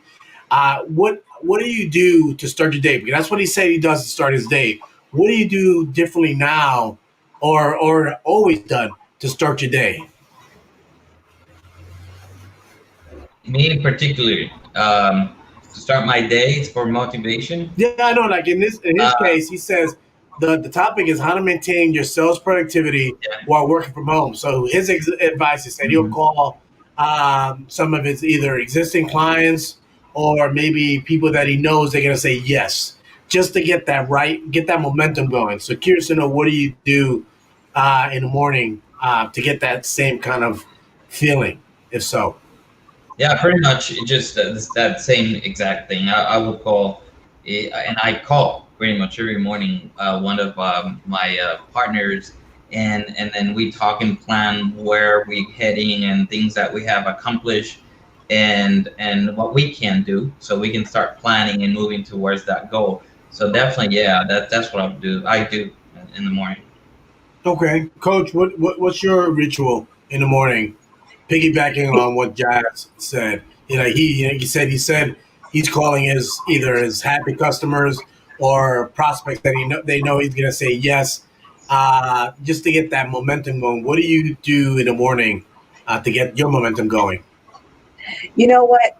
In all actuality, I listen to motivational speeches. I listen to graduation speeches. Those suckers are awesome. Yeah, you know what? You're right about that. Think about like Steve Jobs' speech to his the graduating class. And I mean, people they speak highly on that one, and I would agree. Those speeches are historically always been very motivational. So I agree with that. They really are. By the time I get done listening to one of those speeches, I'm like, I can do anything. The world is mine. Yeah, you're right. I'm looking at what Martin says. Martin said in the private chat, the world has shrunken. And he says you got to start reflecting on the joy and the confidence that a sale of a new customer. And I agree. Yeah, when you partner with someone, your momentum is feeling. You're like top of the world. You know what I mean? Like that thing about that movie, Singing in the Rain. I mean, you're dancing and skipping down the road, and who cares how the elements are outside, because you just conquered. So exactly. And so I take that momentum, and then the next thing I do is I do something nice for somebody. Good. And I try to make it something that they could not do for themselves. Could you give an example? I might buy the person behind me coffee, or I might you and your coffee, or I might Hey, if you're not watching it, follow #coffee with Jello. There you go. Whiskey with cello. You know, or I'll give you an example. I was working with someone and they were having some difficulty on a particular piece of their proposal. Now, she struggles with Excel. I'm not an Excel wizard, but I know my stuff. And so what I did for her, I did that piece of the proposal for her, and I put the formulas in, and really, all she had to do from there was drag and drop the numbers in. Poof, it was done. Now, quite honestly, it did take me, 20, 30 minutes to get it done. But for her, it would have taken her an hour, maybe two, just because she's not familiar with it. And she was really, really thankful. And she was like, Erica, I owe you. Just let me know what you need me to do, and I'm there for you. But it made me happy. It made her happy. And we're better partners for it. So yeah, I just make that a habit. That's awesome. I like that. That's awesome. Thank you. Thank you very much for sharing, Erica. I'm sorry, Coach Erica. Thank you very much. I appreciate that. Let me continue what we can. No, I'm going to make sure we get the destination in there, Because you already know you just did a deal. You got money coming in. Unfortunately, some of the salesmen, they've already spent that money, before you even get that. You're just confident, man. You're confident. You got the swag. It's kind of borderline cockiness sometimes, right? But so that's the best time. It's why I get all my hot prospects first. Okay, first thing in the morning. Second, come to anyone who's probably like a 5 out of 10. So maybe I'm not sure. Stay in touch with you. So I like to think of prospects as like kind of like a green apple. Green apple meaning like they're saying stay in touch with me. Red apple, nice and juicy, ready to go. That's the first call that I make is my red apples. My green apple is someone who says just stay in touch. They're not right yet. And then we all have that, right? You have rotten apples, and not just call people rotten, but you have the people who said, don't ever call me again. That's my cold prospects. So I call them third. First hot prospect, second green apple people who said, let's stay in touch. That's your follow-up. You gotta follow people. And then third is anybody who's cold. So if you're cold calling, door knocking, online leads to me, like I personally go through a lot of cold online Google AdWords stuff. Not that there's anything wrong with it, but they're going to get my time during, like later on in the day. So my advice to anybody who's watching or listening is call them later on in the day. Call the people that are ready to go or said stay in touch with me. And then that's how I kind of go through my day. No, I love it. And I like that idea of the approach with red, green, and rotten, so to speak, or the other idea. I love the concept too about going. I did door-to-door security sales at one point, and Jas, I cannot tell you how many times it was like no matter what day of the week it is, no matter what it is, but if I close the door and got them to buy security system, it was naturally like the next 2 doors, I'm going to get some more sales. It wasn't that the neighborhood changed. It wasn't that the community changed. It wasn't that all of a sudden they went around online and said, buy from this kid, knock on doors. It was just the fact that I was the difference. I was Delta that changed my process. And I'm 100% on board with that. So especially when sellers are being productive at home, I love the concept. Start off the morning right, man. To do the thing that's going to be the best, as opposed to going into your email and sitting in your email and complaining about, doing all of the other stuff. Plan your morning with the most productive stuff. Love that. Love it, man. Hey, momentum, right? It's all about momentum, right? And so even if it's funny, like you look at some of the content that I produce on a daily basis. Let's take IG, as you mentioned. I probably put out my most positive piece of content in the morning. I'm going to say 98% of my content's positive. That's just who I am by nature. But I'm trying to come out of the gate firing. And so that's why I want somebody else on the other line, on their phone, on their desktop to see as well. So always do the highest producing activities first thing in the morning, because then you'll get that momentum. So for example, writing back emails, for me, it's tough. I have a very, very tough time. First of all, I don't I've touched a computer in coming up to almost 3 years. I'm sure someone on my team will correct me. Yeah, I got away from my computer 3 years ago almost, man, because it just wasn't productive for me. I'm a lot more productive on the phone. I do everything. I have, with my business partner, I have a team of 39 real estate agents now, 11 support staff. I can relate to using different tools to get to be productive in different tasks. And I say that because I think about like, yeah, when my wife will ask me occasionally, why do you have so many phones? Or better yet, when we go out, I have, like these phones, uh, I have like I have 4 active cell plans. And she's like, why you have to have different phones? And then when she asked me, I think she asked me that twice, and she has to ask me that question again. And I tell her that each device serves a different purpose. I have the iPhone mainly because so I can stay connected with most of the family, because most of the family have they have iPhones. You know what I mean? Because on iMessage. You know what I mean? And these other platforms like the Windows Surface. I like it. I like this one because it's a great corporate device, and you can open it up. And if I'm on Teams, I can open it up. I can get a Teams call on the top, and I can be reading email on the bottom. So it's a great platform for that. And then you got like this other one, which is like the foldable from Samsung. That's a great platform. So if you want to consume content, you can literally just open it up and watch a large page or compose or whatever it might be. There's a great platform for that. So for me, I like different tasks, and I like a computer personally, but each device provides a different task. Curious to know, Coach, what what is your go-to gadget now when it comes down to getting your job done consistently? Is it the phone? I mean, I know at one point you were using your phone mainly, but what is it your main device that you use to stay communicated with your existing and future clients?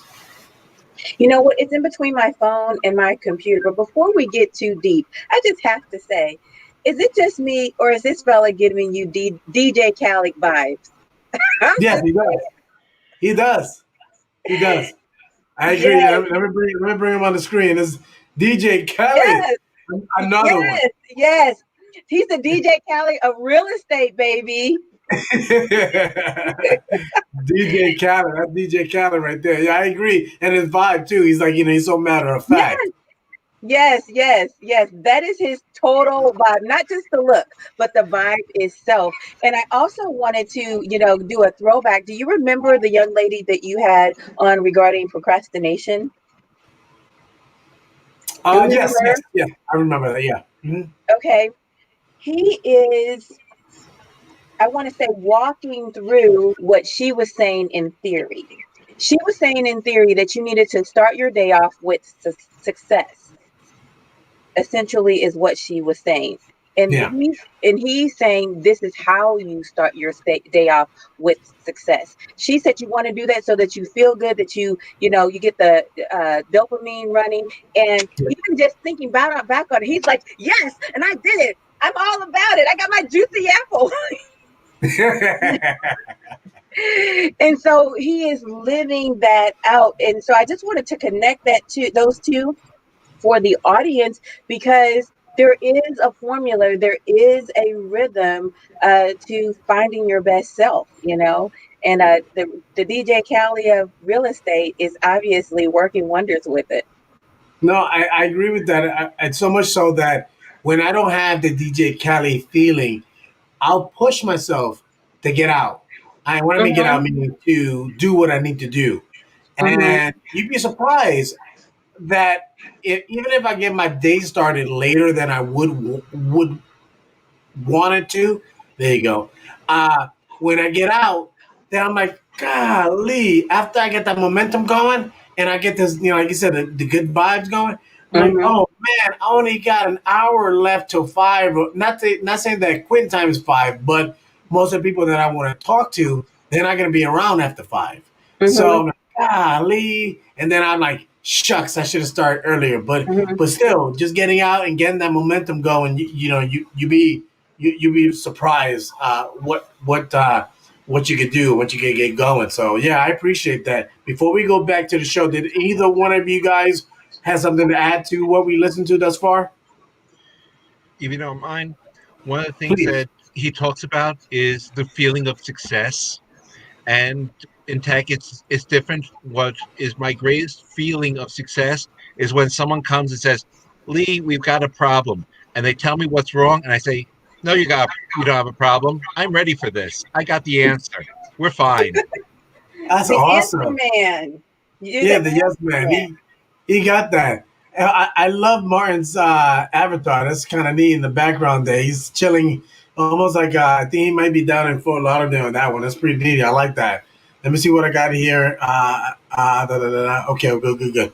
Let me go back to the show. What we got going on here. 1 second. Here we go. I run the whole organization. Hey, DJ Khaled. I'm talking to you on a phone right now, not even a computer. Yeah, man. And so why? Because I don't like writing long emails. Mhm. And so I generally reply back to somebody who writes me an email and say, hey, when's a good time to get on a call? Because I know I'm best on a phone call. Yeah. First and foremost face to face, but on a phone call or on a Zoom. It's funny. I like to let me add to that. When it comes down to like whatever they call it out of screen or off of screen. Use my mouse. But I like to be on a phone call because that's Hey, and on this episode we have Jas. I'll go back to that. Let me ask you this now. When it comes down to with me, what I've done in the past is I'll purposely keep my message short. Then what I'll do is I'll create a video and post a link in the video. I post a link to the video in the message, and I might reiterate what I just said in the email, but then expand on that. And what I mean by that, I purposely keep the email short to encourage them to actually click on the video so they can see, hear, and potentially feel what I want to communicate rather than just it being typed. And then they have to say to themselves, well, did he mean this? I know he said that, but So I try to avoid that. So I'll do the video. What do you guys, when it pertains to responding to email, do you guys have a specific strategy or you guys just respond to email? So let me ask you, Lee, what's your approach on email? It usually depends on the focus of the conversation. If you want an explanation, I give an explanation. If you want an update, I'm usually shorter. And if you want more, you'll come to me for more. So it really is what you're trying to ask, what you're trying to gain. Okay. So if you say to me, are you available? You might get a yes or a no. If you're saying to me, I need to understand how to do this, you're getting a document because I'm spelling it out for you step by step because I want you to do it right. I want you to not have a problem. I don't want to go back and forth. And mind you, and I would add to that I'm sure that you have to also know your audience. Because if I get a document, I'm not messing with that document. I'm like, hey, can you come over and do it for me? If you're emailing me, I know who my audience is. Mm-hmm. Yeah. You know what? I would suggest to blend your two styles because Marcello, I have to tell you, your video style is bomb. It always comes across as a surprise. I think everybody should do more of it. It just warms your heart and it makes you feel like this person cares. So people should embrace that. And I know you do this too. But for you, Lee, since some people come to you for technical things, you're going to take the time out to write out that document. There's a piece of software called Loom. And if you wouldn't mind walking someone through your document, you would probably hit the ball out of the park more likely than not, because you have people, like myself, they're reading this document of all this technical talk. It's and my mind is going, what did he say? Huh?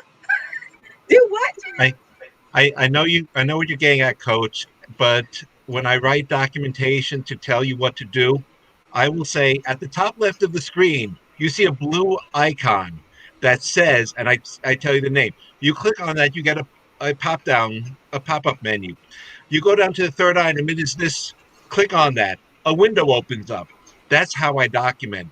You see it in your brain because I put so much detail in that you have a hard time following it wrong. It's not just talking to an expert, it's talking to a novice.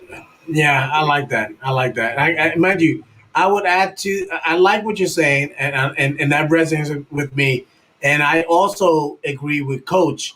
And reason why I said it is because I'll have those scenarios that I'll know. Okay, this customer requires a document, but guess what? I can see how this scenario could be cyclical. So what I'll do is I'll create a video detailing the steps or explaining the scenario. So then when the customer comes to me and says, hey, I'm curious to know, how does a 2 yard container look like? Or better yet, how can I avoid from someone doing illegal dumping in my community or in my property? I'm like, well, would it help if you had a container that had a lock bar and you could put your own lock, and that essentially could prevent people from dumping inside your container? Would that work?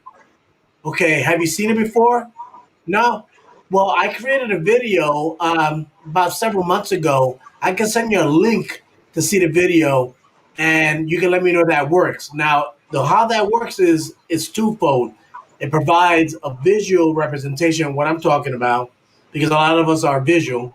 And second, it supports that I'm a subject matter expert in what I'm suggesting. So they're more inclined to say yes to me after seeing what I've done. And it's basically social proof. And what I do is that those videos, I'll post them on LinkedIn. So I'll give them a link to my LinkedIn video, so then they can see the video, they can see the comments to the video, and then potentially connect with me on LinkedIn. So Absolutely. And I'm going to put on my teacher hat, for a second. Lee, when we're doing this stuff, you have to realize that there are all different kinds of learners. You might be a audio learner, a visual learner, you might be a kinesthetic learner. So when we make a video and we provide content along with it, it really helps it stay evergreen, and it kind of helps people understand what you're talking about, because the way you explained it, I have to imagine in my mind that bar at the top of the screen. But if you are on Loom, I don't have to imagine it, because you're showing me exactly where it is on the top of the screen. And for you, a person who's very familiar with it, you get it. But a person who it might be new software to them, it's like, wait a minute, where is it? And you're just saving them time and effort. So yeah.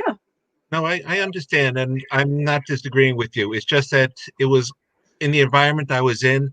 Documentation was paper documentation, was written documentation, and I put things on the share drive, and we didn't do videos. So it was a textual environment, and that's why I made it clear, because I gave you the text, and you're looking at a screen, and you're seeing exactly what I'm describing because it's in front of you as you're following my instructions.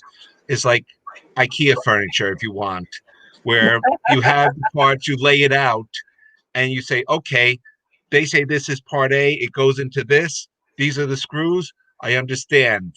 And yeah, you can find a video, but now you have the video and the paper and the parts. So it just is growth and complexity.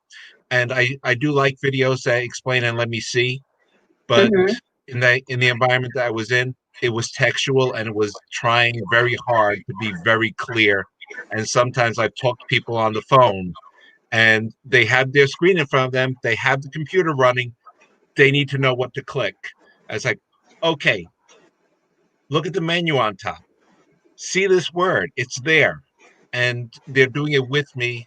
And if I try to do a video chat with them, yeah, sometimes yes, sometimes they're just on the phone. So I've got to be graphically clear on the phone. all I right, got I gotta split you guys up right now. Okay, I gotta split you guys up. I no, when it gets it's like ding, ding, ding in this corner, documents, and in this corner, videos. Round one. Videos are good. no, no. That's hilarious. No, it's funny. Let's continue on with what my dude is talking about over here. hey, when's a good time to get on a call? Because I know I'm computer 3 years ago almost, man. Because why? Because I don't like writing long emails. Mhm. And so I generally reply back to somebody who writes me an email and say, hey, when's a good time to get on a call? Because I know I'm best on a phone call. Yeah. First and foremost, face to face, but on a phone call or on a Zoom. I'm animated. Look at me, guys. I've been moving my hands. My videographers hate it because I get off of like whatever they call it out of screen or off of screen or whatever. But I like to be on a phone call because that's how I think I'm going to be best from an influencing perspective. If you hear my voice, right? Not typing away. And so, look, sometimes you got to put out fires. You're in sales, you're in client service. Unless it's something super urgent, which it very rarely is, even if a client is aggravated or frustrated, I'm definitely going to get to it, but I'm not going to get to it first thing in the morning. Why? Because it just throws my day off, and I would rather have enough time to think about, hey, how am I going to get back to this client? Where's really the opportunity for me to fix this problem with a client that might be frustrated? Okay, I can think through. Maybe it's time to send some cupcakes. Maybe it's time to send some wine. Whatever it is, it gives me a little bit more time throughout the day to get creative to come up with a better solution. So that's why I'm a big advocate of starting off. On Monday mornings, we have it's a sales meeting right away. Like first thing in the morning, I want to set the tone for the week with my crew, and that's why I do all those high function activities really early. Yeah, you're like the pep rally that they need for every day, getting them that juice flowing. I love it, man. One other tip, any other tip you'd give to somebody working from home to make sure they maintain their productivity with their sales? I think the biggest tip I can give you right now during this lockdown, as well as really in life, especially if you're at home. And this is coming from a gentleman that at the start of the pandemic back in March, we were completely, our whole organization was working from home for 10 weeks. I kept an online Zoom meeting running from 8:30 in the morning till 6 p.m. at night. We were all signed on. It wasn't that you had to be there because I was trying to micromanage. In fact, I'm not a good manager at all. It was more from a, hey, let's just feel like we're working together. So, Luke, when you go get some food, you're comfortable with it, eat it with us on Zoom. Let's just pretend like we're almost there. Physically. And what the reason I set it up like that was because I wanted to do my best to have my squad on a news diet. So if you're at home right now, go on a news diet. I don't think you're going to get much positive information. You need to know how many cases they are. I'm sure there's an app that can send you that information first thing in the morning. Get your fix, find out how many cases they are.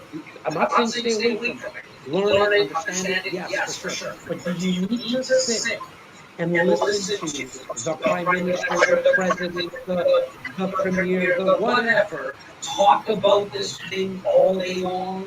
Like, they don't know what they're doing half the time. I don't think that you and I know what the heck this is all about yet, and like how to fix this. So get the information that you need, shorten it, like get it in 2 minutes. You know what I mean? Like I know for a fact there's an app that can send you the numbers or the deaths and the hospital, all the stuff that you need in 2 seconds. You don't need to sit and watch the news for 6 hours because that negativity will creep into your head. And then whatever you think about, you're going to start to have feelings about it, and that's what you're putting out to the world.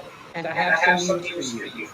That's what you're going to get back. Whatever you put out is what you get back. So garbage in, garbage out. Drown out that noise, and how you do that is listen to a podcast like Donald's. Get that into your head as much positive information as you possibly can. It's the number one. I agree with that. And mind you, so much so that, and people that watch me know that I live in a bubble. And I'll let you guys, if you want to watch the rest of the podcast, the link is in the comments. But a lot of people know me personally that I live in a bubble. So much so that I don't know what's happening on a day-to-day basis coronavirus wise. I don't know how many cases. I can tell you. Last time I heard it was like maybe 300,000, maybe I'm guessing, and I don't know how many cases. I can't do anything about that other than being, wash my hands, being alert, wearing a mask, 6 feet, all the things that we were told to do, I'm doing. But knowing the day to day, it's not going to impact my day to day. It's not going to impact my life. Same thing when it pertains to politics. Knowing if the current administration is going to leave on time or if that's going to happen or whatever. Whoever's in office is not going to impact my day. I mean, my career. I still need to meet people. I still need to talk to people about their services. No matter who's in office, I still need to move on. So that kind of stuff, that's why I don't really keep up with news much because it doesn't really impact me on a granular level. So knowing that information, it doesn't interest me. Same thing with celebrity news.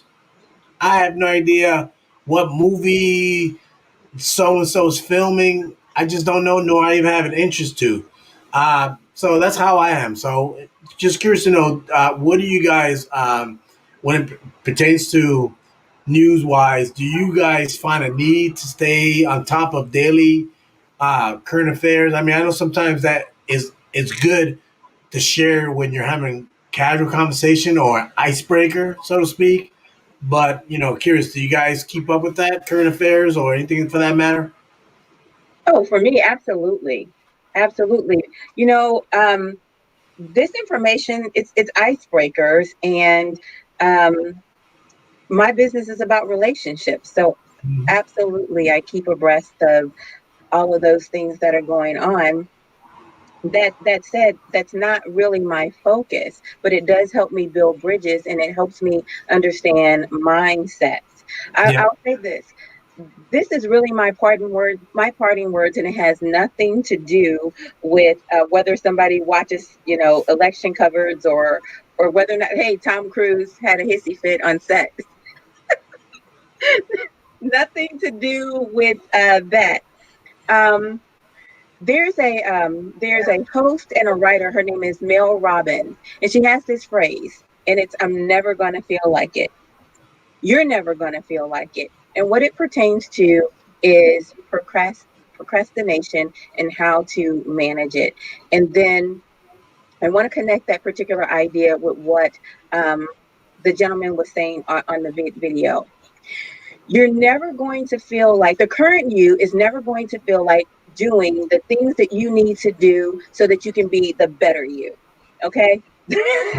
That's not going to happen. So we have to be intentional about doing something to make that happen.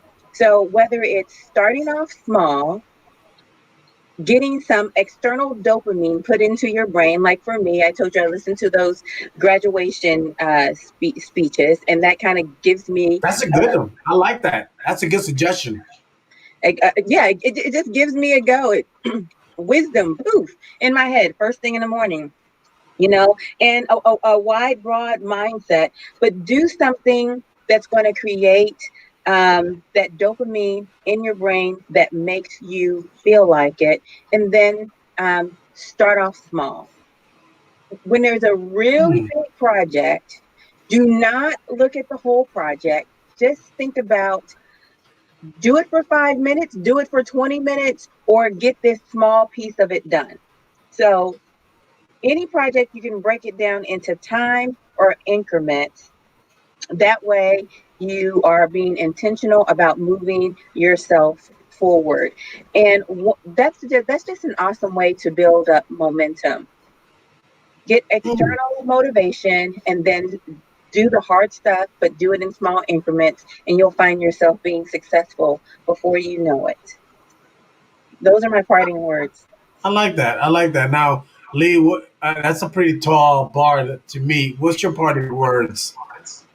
Well, what I wanted to say is, since I believe you said you're in Georgia, I would like you to consider voting in the runoff election, because I consider voting an important thing.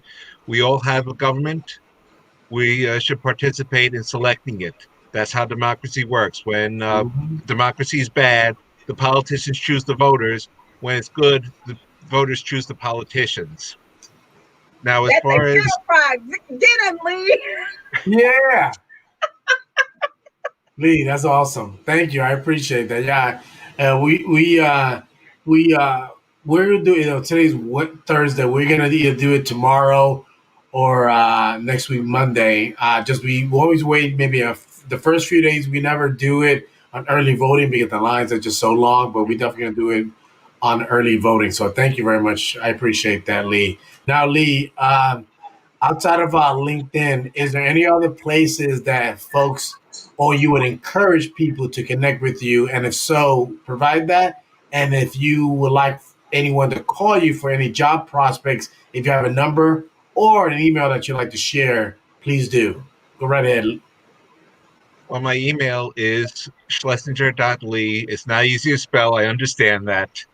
But But you can put it in the comments. I mean, after on the in the post and in the live feed, you could go either on the live, you could paste it there, or you could just put it in the comments and replay. And what other platforms are you on? If so, if you are any other on any I'm, other platform? I'm not a very social person. So, no, I don't do Facebook, Twitter, Instagram, TikTok. I'm not there.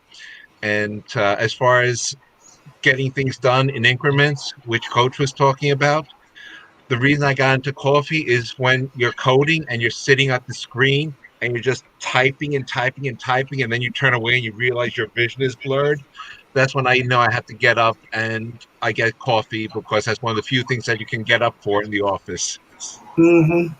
Now, Coach, that link will only apply if I had access to your computer because I that's giving got me it. access to C drive. So if the resume is on a public site like a Dropbox and it's a public link, then you could post it there. But because that's local to your computer, no one would be able to connect to that.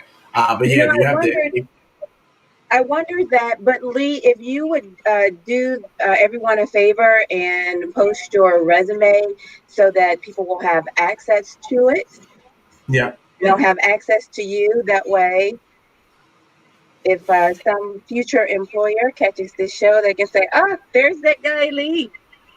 Yeah, either Here's my link to it. That's LinkedIn. what I mean by that. I put Okay, in the I'll grab it. I see what you're saying. Yeah, yeah, Lee. I'll post it for you. That's the private chat, but yeah, I'll put it in the public for you right now. Yeah, thank you. it's right there now. It's on the here it is. So here it is on the for everyone to see. That's All his right, LinkedIn profile, not his resume, and you can connect with them that way. awesome, Thank you, awesome, Lee. I awesome. appreciate that. Lee, thank you very much for joining me. And also, Coach Eric, is always great catching up with you. I can never get enough. And on a personal level, that video that you sent me, that woman was quite passionate, wasn't she? The Oh, last text that you, she was crying like nobody's business. But that's a story for another day. That's politics for you right there. absolutely, Yeah, absolutely. I appreciate it. Thank you very much for joining me. I know this is a truncated version, what is 2 hours and 32 minutes. It's a mid-sized cocktails with cello, but it was a great event. I thank you for joining me. Thank you, Coach Lee. It's a pleasure meeting you. You guys have a wonderful weekend. Take care. Thank you. All right. Bye bye. Good night. Bye-bye. Bye.